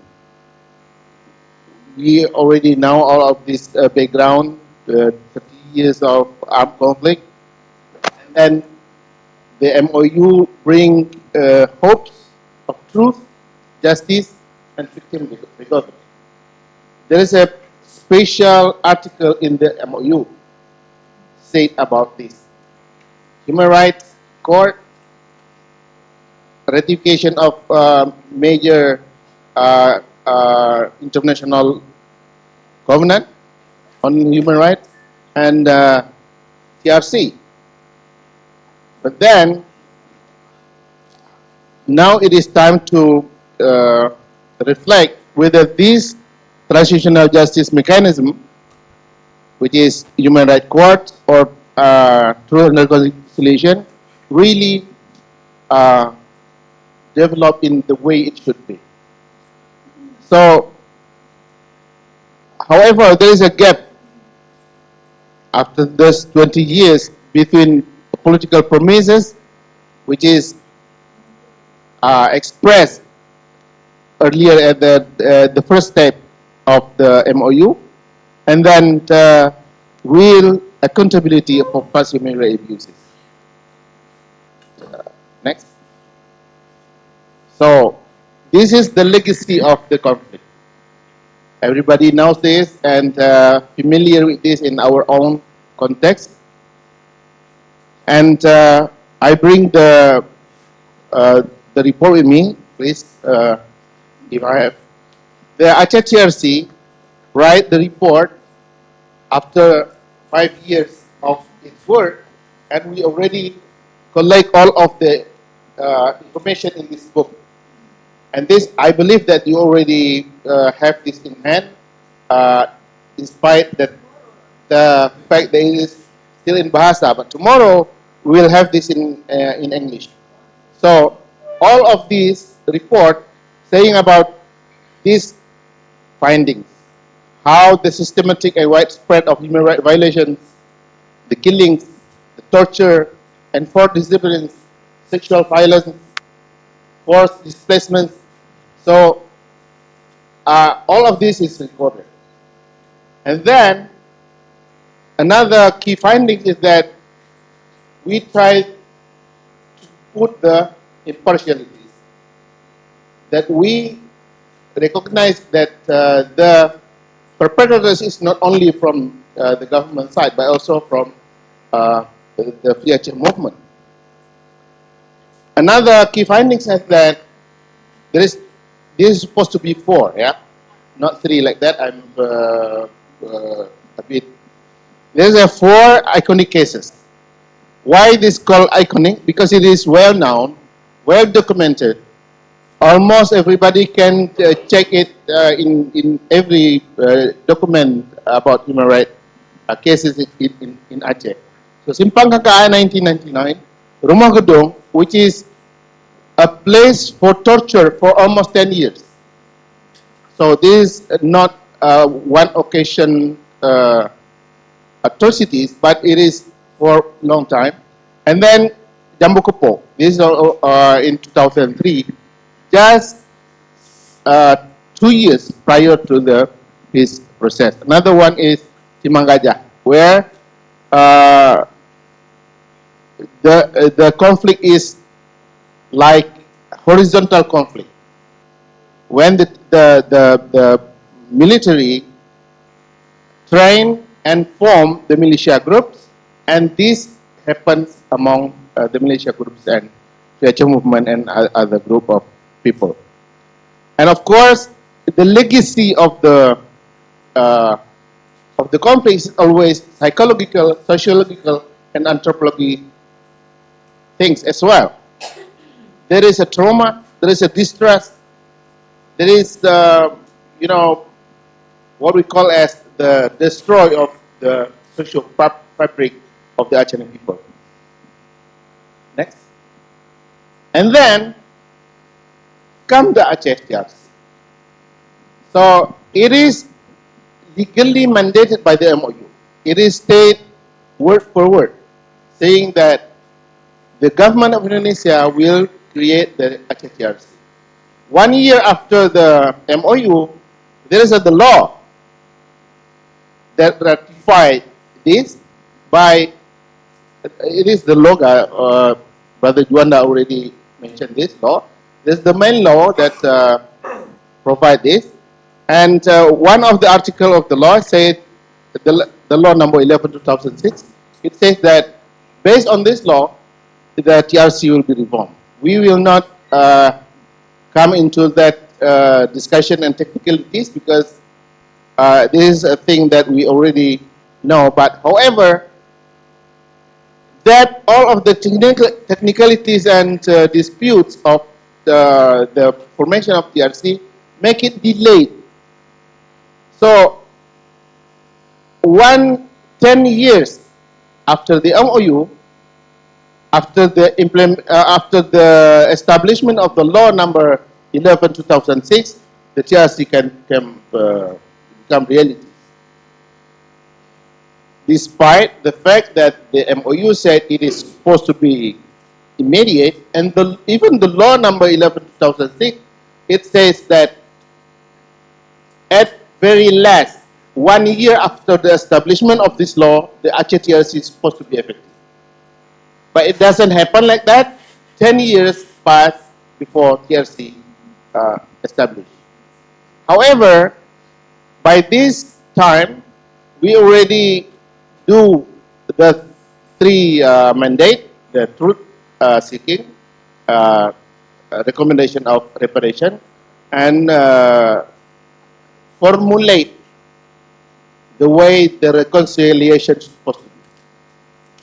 So, the first mandate, the truth seeking, we can collect, it is also reported in this report, that 5,195 testimonies. 3 major public hearings. Some of you attend these public hearings.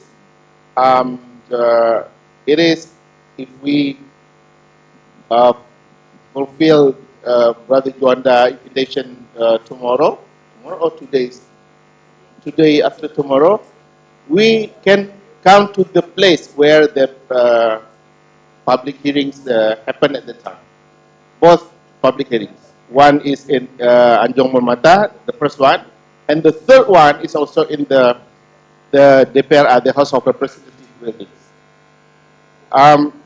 However, all of these is like, we only have a bit of the highest bid. Only, you know, it is not so satisfactory in our point of view. What is the challenge?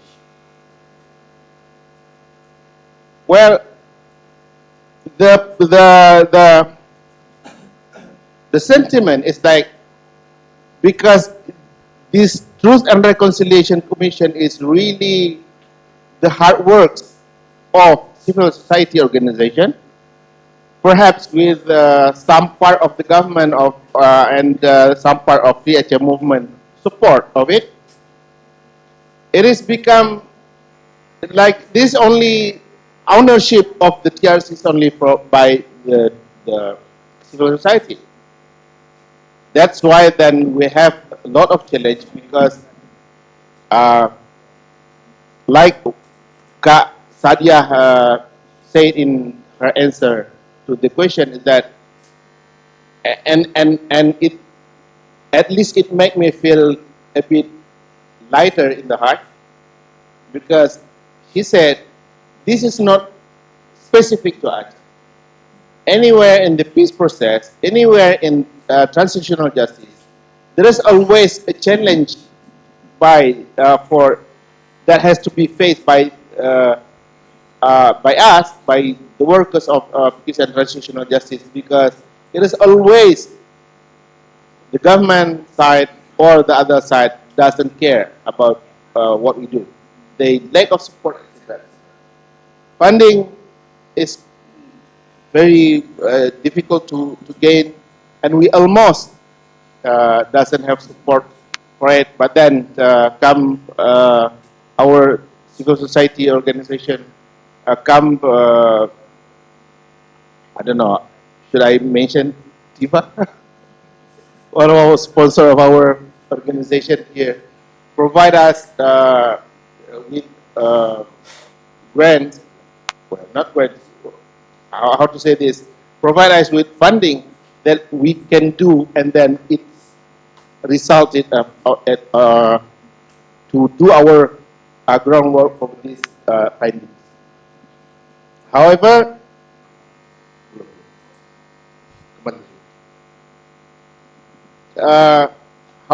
all of these make the lack of the support, make the reparation is not really taken.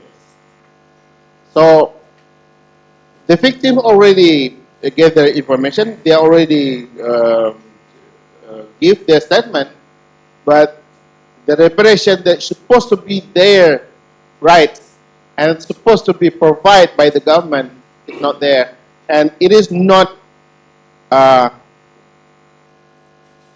It is all. We can understand how then the victim is very disappointed, and they said, "Well, we only know that TRC is something of symbol, so not really something that we can have material." So I will try to as short as possible. So these obstacles: political compromise, structural impunity, elite self-interest, weakness civil society. Yesterday, last night, we have the gathering with the civil society organization. This is the fact that how after 10 years of this TRC, that we have to return back to the position where we are supposed to be in the 10 years prior. And then the problem is also lack of international pressure. The international said Aceh already peace, Aceh already there is no armed conflict anymore, and we can let it be there.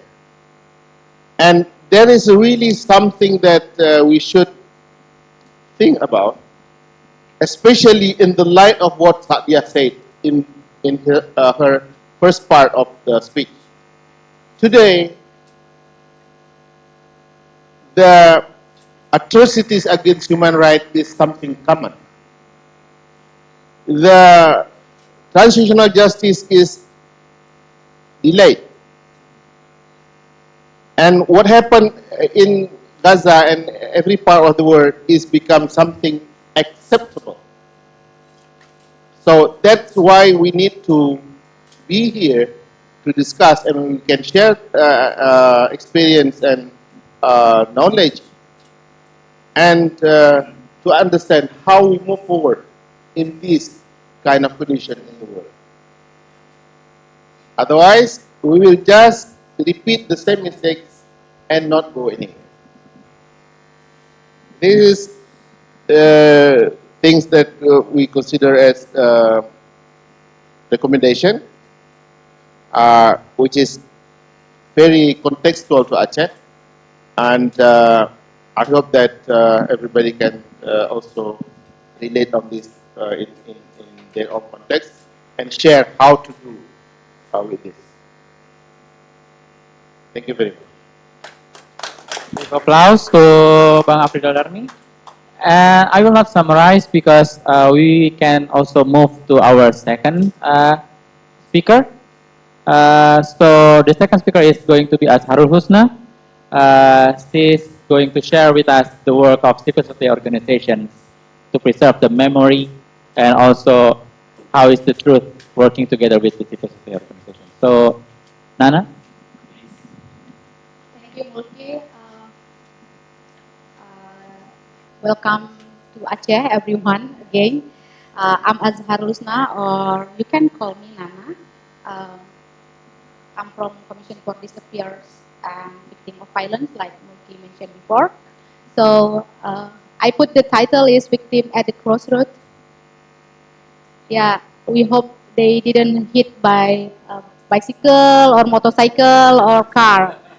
But that's what happened to the victims today. They hit by many regulation by national government and the uncertainty of the Chinese or mechanism in provincial or national. So this is the reflection of victims communities that they like find themselves on the crossroads, facing the policies that makes them confused. The policies is inconsistent and very different to their rights that they know before. When the community come and learn together with us, we always tell them about the right, victim rights, like the truth, the reparation, the justice, and non-recurrence. But what they face today is where's the truth, where's the reparation, where's the justice, yeah, something like that. But for their sacrifice, they're losing their how to say that they lose many things, but we hope that what happened to them not erased. So we honor that to serve the memory is not only by ceremonies, but we have to how to say take action on the memory in many shapes, like art, stories, archive, and we also ask them to courage to speak, like why we do this.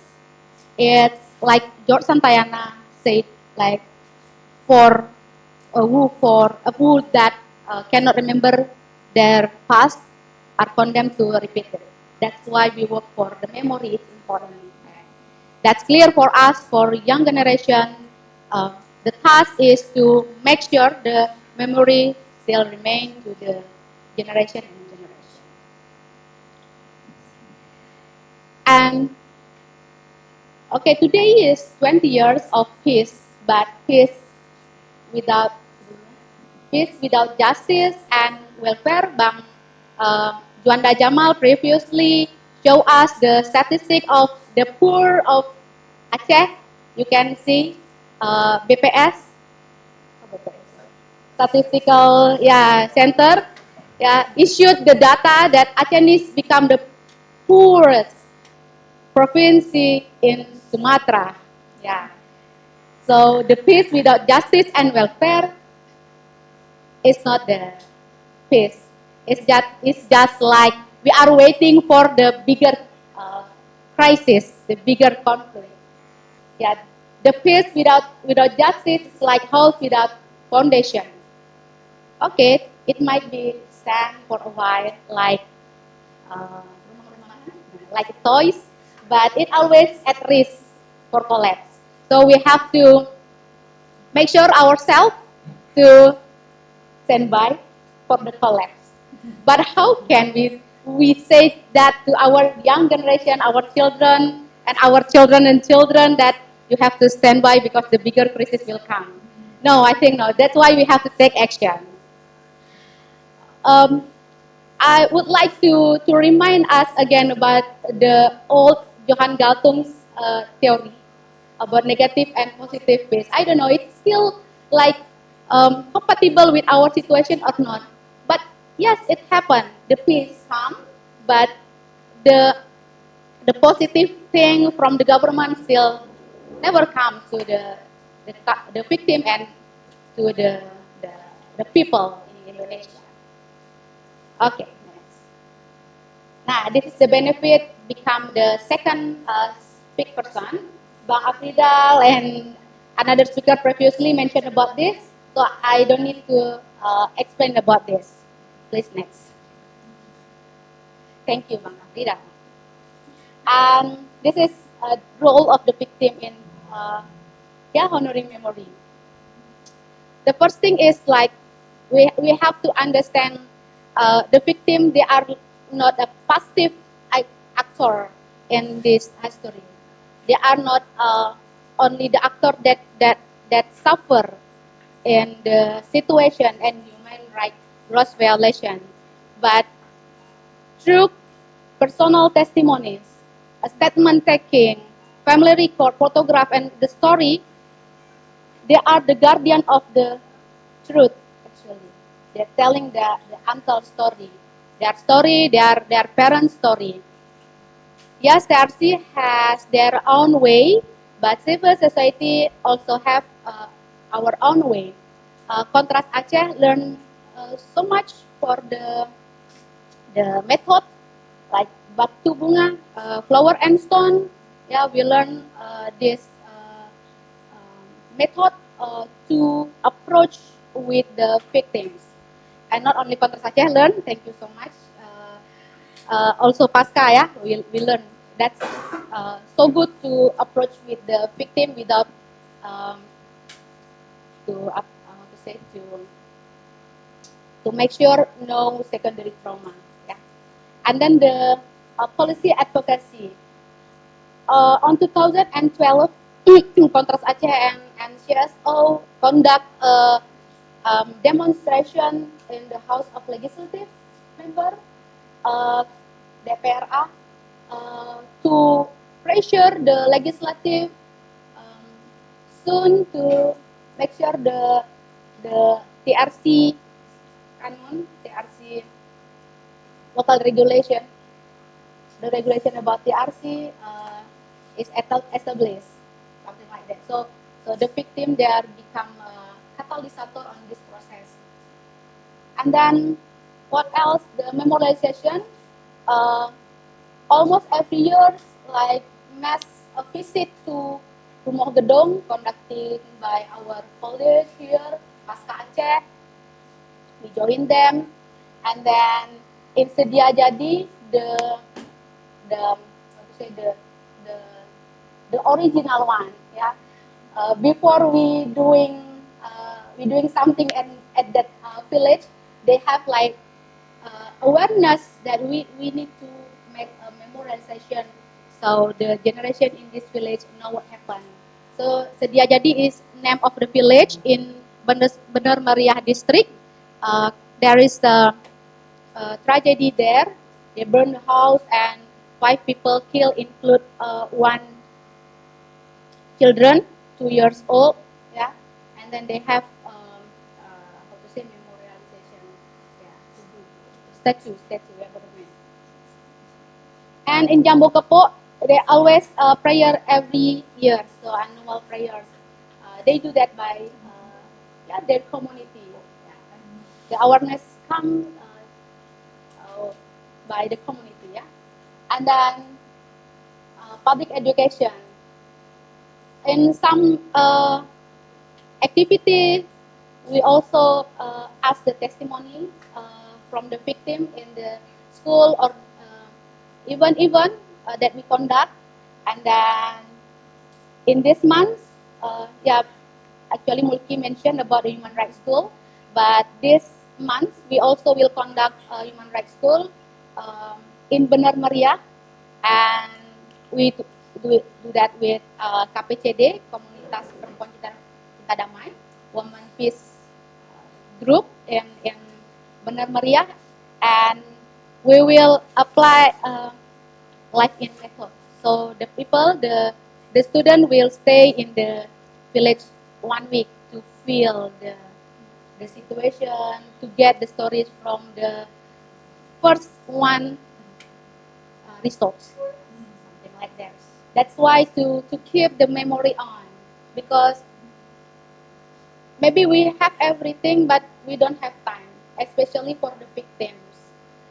If the process of that government doing for collecting the data, the settlement taking is not going right, so what can make the story, the memory still on? Many people said like so many reality become like fiction, and some fiction is like the reality. It's based on what we doing today. So don't let the reality, the human rights gross violation become a fiction, because as we know, the national government, they so active to make it like fiction. As the information for your all, our college just Kementerian Pendidikan, Education Ministry, they just like release a report about the tragedy on May 1998, but they said like, no, this is not true, this is like fiction, this is not based on truth. Nah, it will happen to Aceh also, or another human rights violation in another place, because our government is always like that. Yeah. Bang Faisal mentioned about the threat and intimidation happened to CSO. The intimidation also happened to the victims and the people who live near or around the sites and the place that human rights violation happened before, like in Rumah Gedung or in Jambu Kepo, until now. Even until 20 years of peace, it still happened. Just now, also happened. Just now, in this place.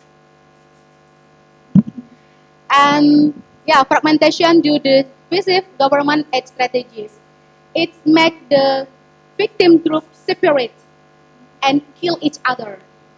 This is like divide et impera, a Dutch method to make us separate. Indonesia adopt that method and apply that to the victim community. So scary, yeah. And then minimal state support for reparation. And yeah, still human rights tool, judicial way is still like no function. And the last is about intergenerational trauma. In Benar Meriah district, we found that the children is victim of gang when Indonesia war with gang, and his father is victim of 65 tragedy 65, and then his grandfather is victim of the ITII. So it's like, you know, generation and degeneration human rights gross violation. Yeah. Okay, next. Yeah. Okay. What we done? Yeah. This is what KKR done actually. Victim collective for CSO. We also collect the victim stories. by Batu Bunga method, flower and stone method. I mentioned it before. And we also doing many event collaboration with artists, journalists, academics. One of our annual event is Lorong Ingatan. Yeah, Lorong Ingatan means like memory pathway. Yeah, hallway of memory. Hallway of memory. Sorry about my limitation of the terminology. And then also you all will visit Kontras Aceh ya, and enjoy the hallway of memory and human rights tour. That's our agenda. And then digital memory archive, yeah, because the enemy is sometimes anymore. That's why some document made by digital also, and by digital it more easily to spread everywhere, and no limitation of country. So people from Vietnam or Philippines or Thailand, they also can read the victim stories from Aceh.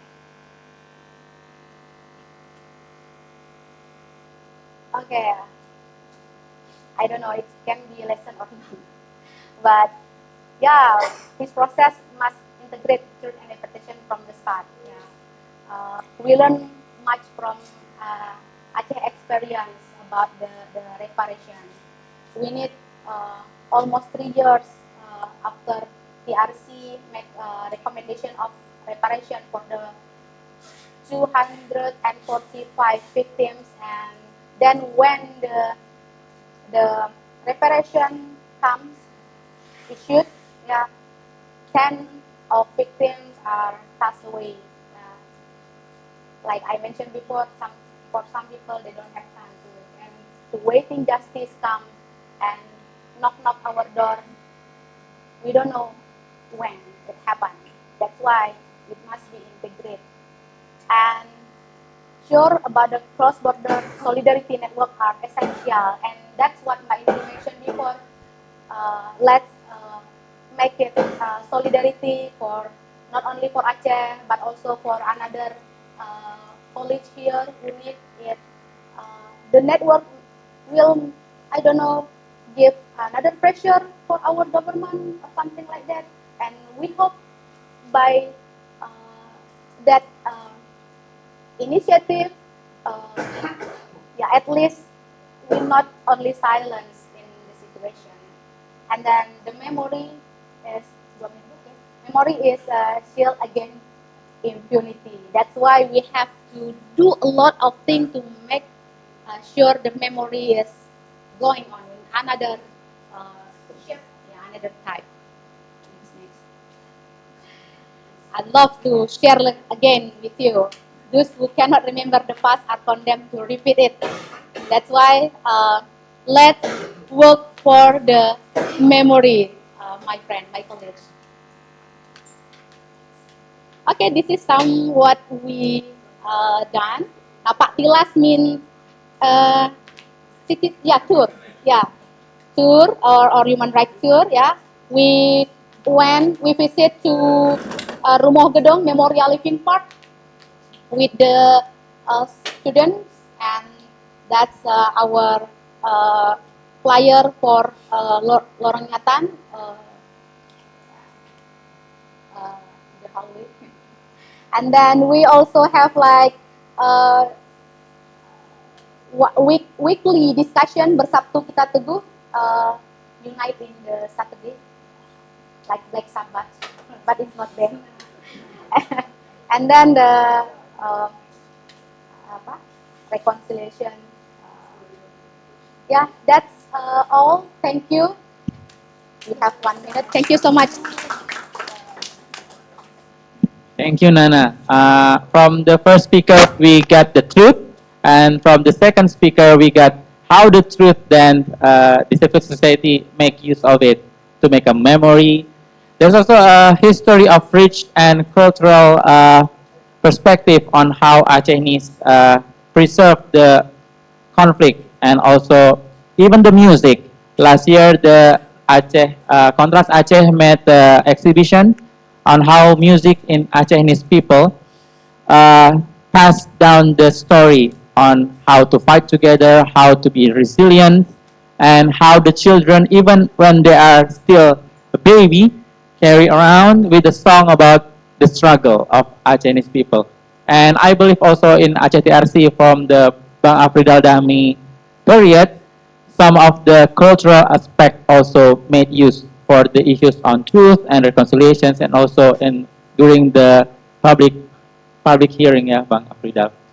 And for the third speaker, we will hear more about how this civil society, by academics, by journalists, and also by civil society, make some creative ways preserving memory and also some being passed down to the other generation. So, Kak Rehan, please, your time.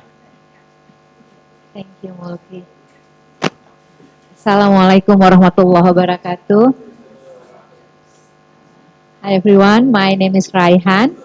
I'm a former journalist during Aceh conflict, and now I'm a co-founder of Sophie Sunset Library, an independent public library in Aceh.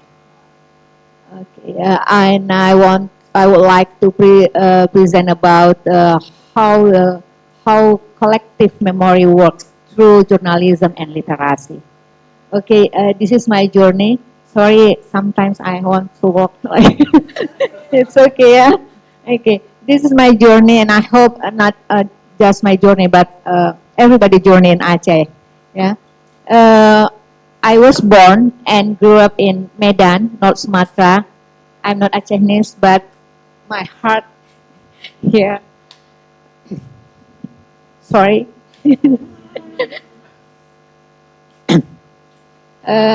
I was born and grew up in Medan, North Sumatra, and studied journalism for undergraduate. And in 1999, my first assignment to Aceh as a journalist. Why my office chose me? Because for the first, I'm a woman. A woman safe than men at that time. Yeah. And then I wearing jilbab. I'm a Muslim. My name is Raihan. The sound more like Arabic, so it has emotional with the Aceh people. Yeah, I'm Muslim. We are in jilbab. So Raihan, please go to the field, the battle, the battlefield, and I go to Aceh, and my journey start. Yeah. And in 1999, we called the era post-Suharto era or post-Reformation because Indonesia has a Reformation in 1998, and after that Aceh has impact of the Reformation. The status of the military operation area was revoked by the government of Indonesia, and then civil movement strengthened in Aceh, and armed civilians began to rise up, and the government of Indonesia called them like rebel, gerakan pengacau keamanan, and then so various civil elements requested referendum, because in the Timor-Leste, in East Timor, they requested referendum and they succeeded, and in Aceh, civil element requested the referendum, but the government and the government of Indonesia respond the situation by providing Sharia law. And then at the same time, Free Aceh, yeah. At the time, I remember I wrote just Aceh Merdeka, not movement. There is no gerakan, just Aceh Merdeka. And at the time, they changed its name to Free Aceh Movement, Gerakan Aceh Merdeka. And then the government, at the situation, the violence had escalated, and again, the government of Indonesia implemented military operation through so many codes like Operasi Wibawa, Operasi Cinta Menasa, so many codes military operation in Aceh after, I remember in of 1999. So that's why I sent to Aceh.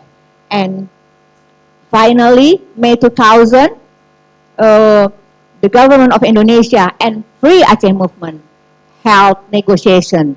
We called a humanitarian post or jeda kemanusiaan. And I in Aceh until 2001.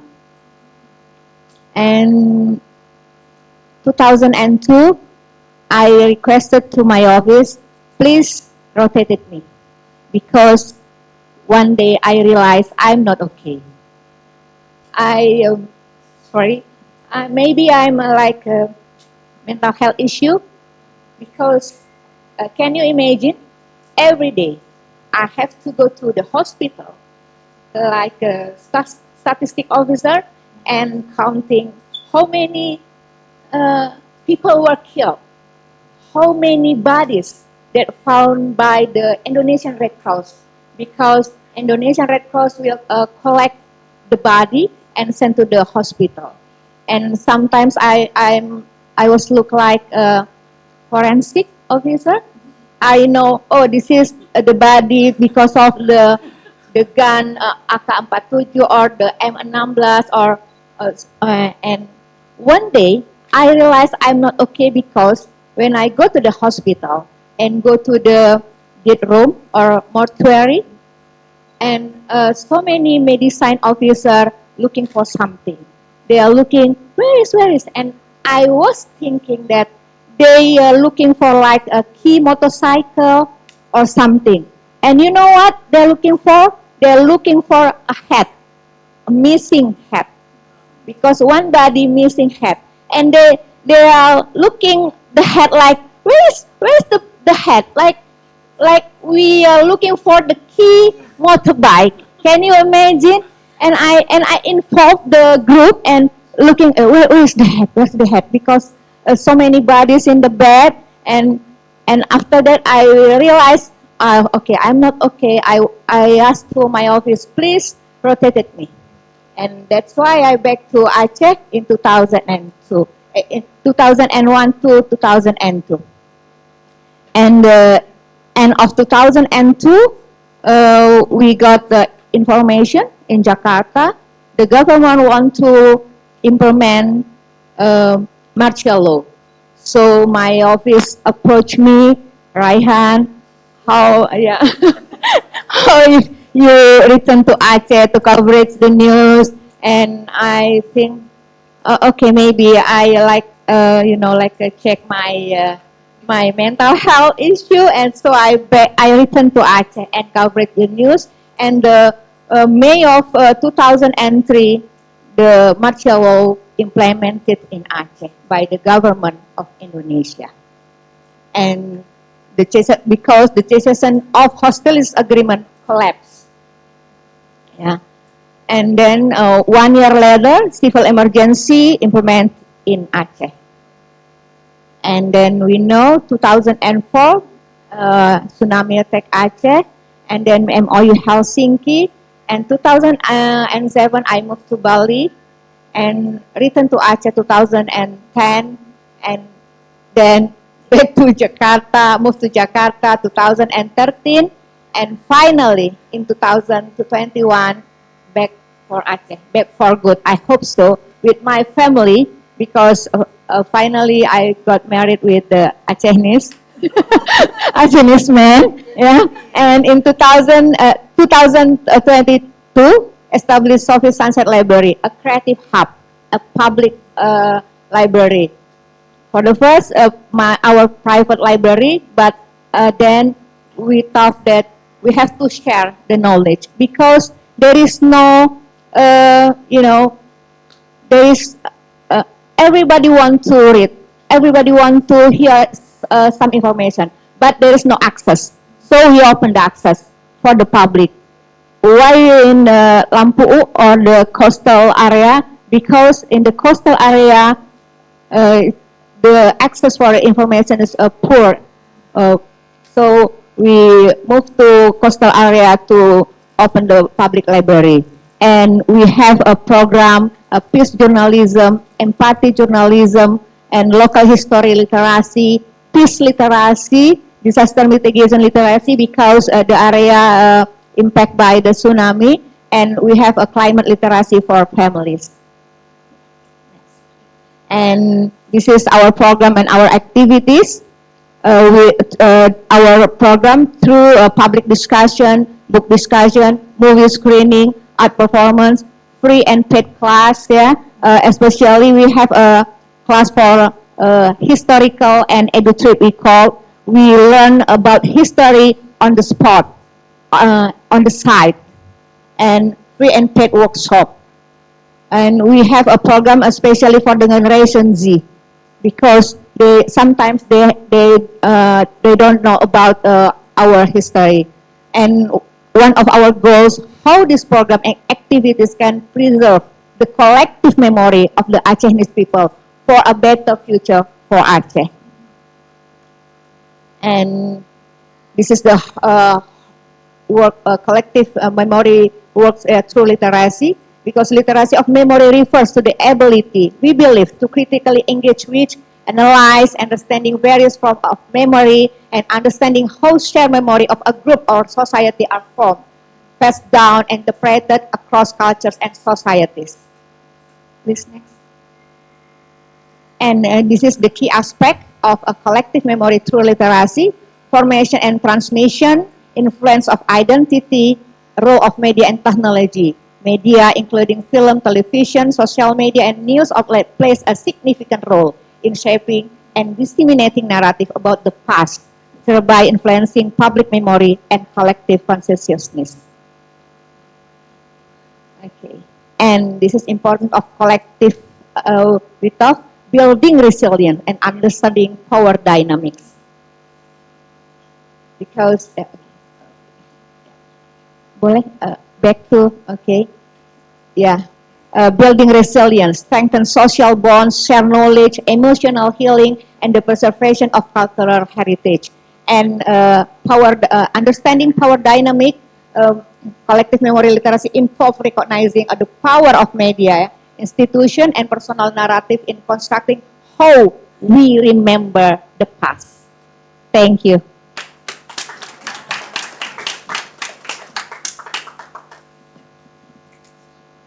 Thank you, Kak Rehan, for sharing the stories on how this Creative Hub also, together with, there's also an initiative with Contrast Aceh from Nana, and also from the Aceh DRC, can give what's happening in Aceh. And we believe in Aceh, there are so many of the local groups. There is work on the song, also works on the poetic syair we call in Aceh. We have some of the dance that also make the transferring the information on how the conflict and also the peace in Aceh. There's some organizations like Kanot who also, there's plenty of organizations that you might find and meet during this series of event of the peace commemorations up until 17th of August. So then I will give some time for questions, maybe one or two.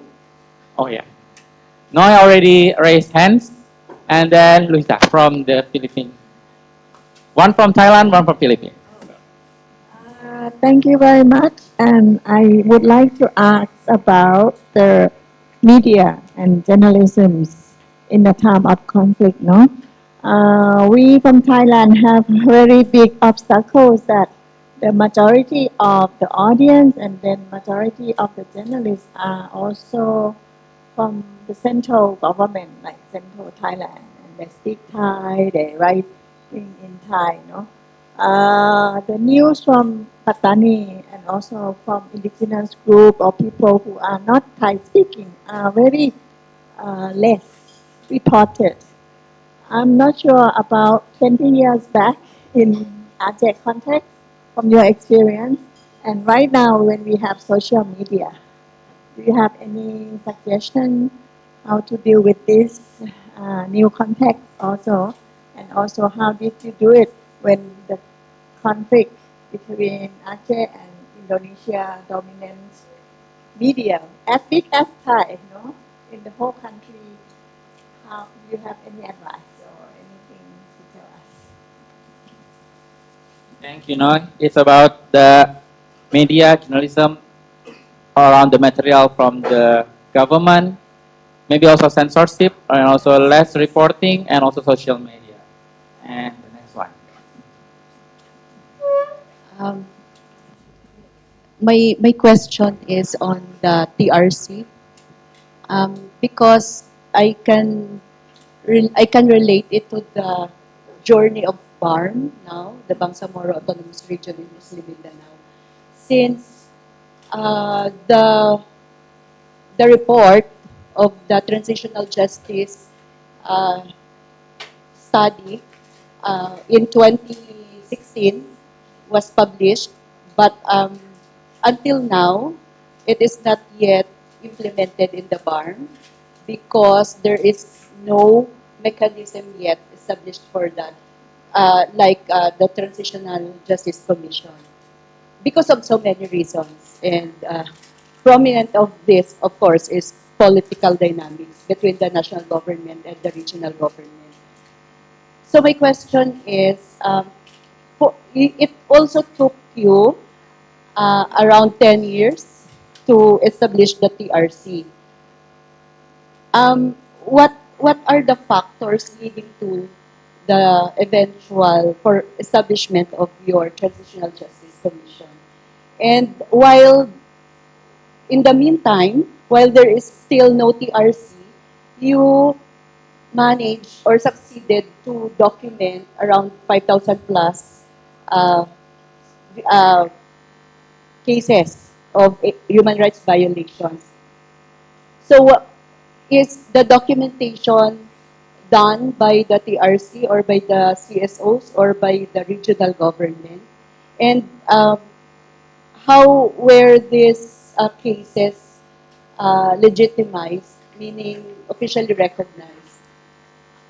And so many, but later maybe in the roundtable discussions. Thank you. So the questions is for the TRC. And is there any other questions? Maybe the last one? No? Okay. One. Good evening, everyone. Here I would like to ask to Raihan. I just wondering what is the first challenge, especially in establishing the collective, the journalistic collective that focusing on literacy. Since we know that our literacy rate is low below the average, so what is your first challenge? Because I think it is an interesting thing to learn, especially for us in West Papua as well. Thank you. Thank you. The challenge for making the collective for the literacy, because the situation in Indonesia is low or below average. So we have already 3 questions. Who wants to start first?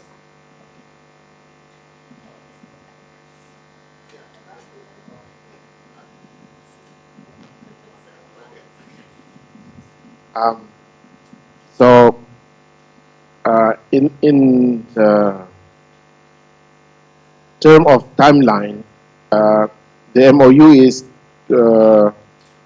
established in 2005, and then the law 2006. So while the law said that it is supposed to be only 1 year after the establishment of the law, the TRC is supposed to be established, it doesn't happen. So we can say that in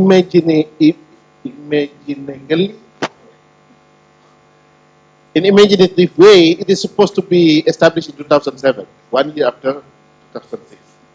But it doesn't happen, and it needs from 2006, 2016, 10 years.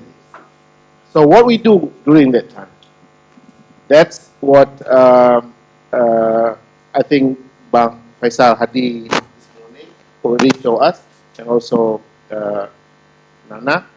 And don't forget also what our colleague from journalism also contribute. We collect a lot of information. We keep it. Kak Farida from Pasca do a lot of things. So while we are waiting for the establishment of this official commission, civil society still run our work. So not only about collecting the information and truth seeking, but also helping, how we call this, our civil society kind of reparation. So Kak Farida and Pasca is really prominent on this. She doing economic development for the victims, and and other groups as well. Puli do this. Puli is another civil society organization who basically who has the background of psychological psychologists, people who have know how to heal people. So this took place before that. Why then TRC hasn't yet established? Again, this is a political factor, and also there is some legal issues. The MOU said that it is the problem. The MOU said the Indonesian Truth and Reconciliation Commission will establish truth and reconciliation for Aceh. That's the problem. Why? Yesterday we find out from one of the negotiators is that this is a very fast forward to be agreed. Why? Because the Indonesian government at that time already established the law on the TRC, the national law on TRC. So it is really fast to be agreed by the government. However, during that time, just 1 year after the establishment of the LOGA, the national law on TRC is revoked. So then, there is no Indonesian TRC who was supposed to be conducting the TRC in Aceh. So, this is what happened, and however we, as civil society organization, still doing this work with the victims and collecting the information.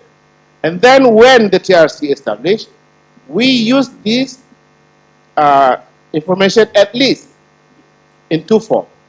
First of all, is as preliminary information. We know the identity of the victims, and we know the nature of the cases, of the violence against them.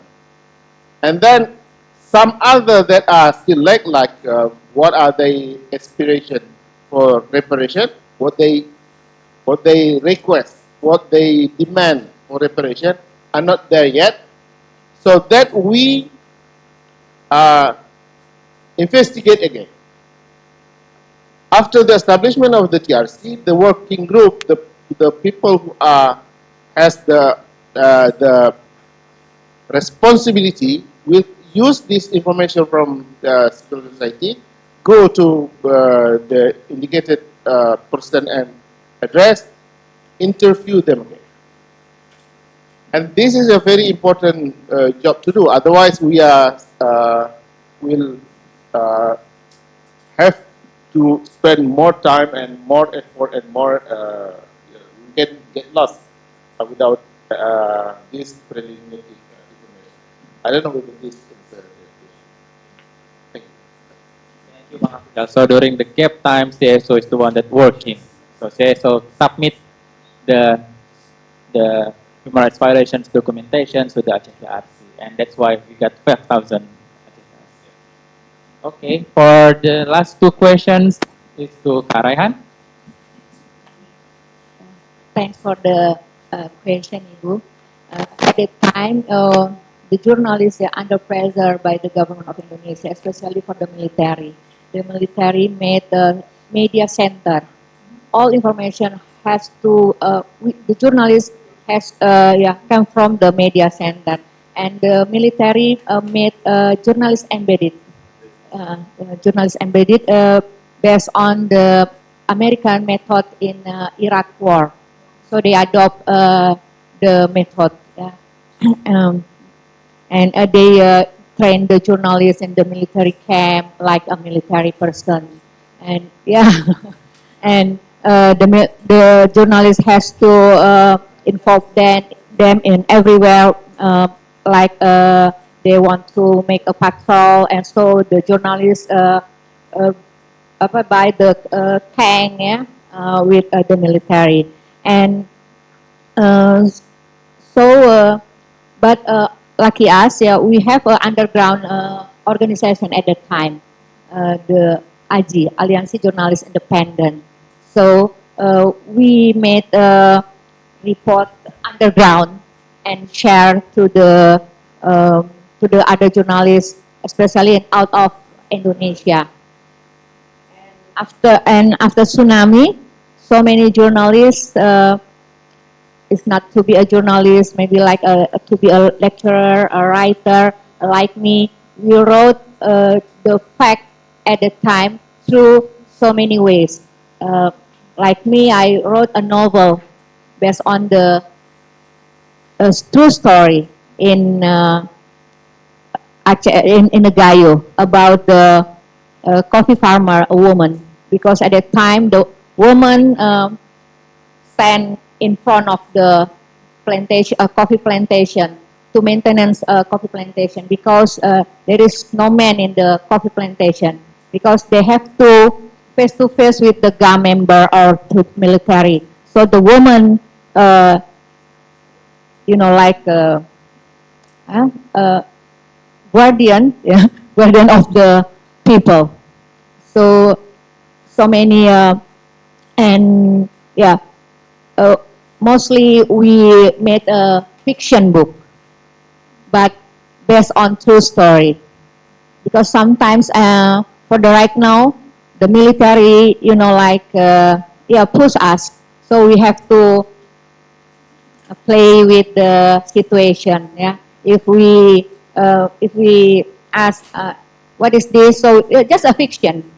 Sometimes we say just a fiction, not a true story. But everybody knows there's our book, our novel is a true story. And you know, this time the social media era, so we use social media with so many contents about the history and during conflict Aceh, like a short film or a short video or a short reportage, yeah, or investigate reportage or deep reportage, because we want to the memory still on there for the next generation. And for Abang, please come to our library near the beach, Coffee Sunset, and you can find the answer why we built the library on the beach, because we want to make a vibes, you know, like not boring, yeah. The visitor can see the see the beach and, you know, windy. So because and then if you go to our library, you can found like a vintage style, yeah. Because for Gen Z, they want to exist in social media. They want to someone give a validation to them. For the first time, so many people just asked and said, the visitor just want to make a photo in your library, not read the books, yeah. And we said this is not one day work, because this is a behavior change. It's okay if the visitor come to our library for the photos or any activities without read the book. But we believe when they come back again, they read a book. and it works. Yeah, and we have a historical trip, and so many people interested with our program because we learn the story on the site, on the spot, and share information, share knowledge for everybody. And maybe when we share the knowledge through like a storyteller, with the storytelling, they interest mostly for the Gen Z. We have to make any ways to make their interest with the literacy, because this is not easy to grab the people and please read the book. And we have to make any ways to push them to go to the library. And yeah, I can say we did it. We did it. We can bring people to the library and sit for a while to read a book. Besides, sometimes they make like a story about in the vintage style, but it's okay for us. They come to our library for the book, and maybe you can try our experience. Yeah. Okay. Thank you, Kak Raihan. What a nice way to end our discussions before lunch. I believe you guys are already hungry. Just one note that on the 16th of August, we will have a human rights tour. So you will also visit some of the sites of the human rights that happening in Aceh, the issues. Some we will just pass, some we will visit. And at the end of the tour, we will have like a dinner near the beach. It's nearby the office. So you can also come. Okay, so everyone, thank you for all the speakers. And then I'm closing this discussion. So I'll give back to Mas Dodi. And you can guys go back into this place to sit. Thank you, Mulki. Big applause again for the speakers. So now let's take a break for lunch, 1 hour. Yep, is that okay? But before that, again, we invite you to take a photo with the speakers. It's already? Oh, it's already. Okay, so no picture now. Okay, that's great. Okay, 1 hour break, and after that, back to the room for the next session. Thank you all.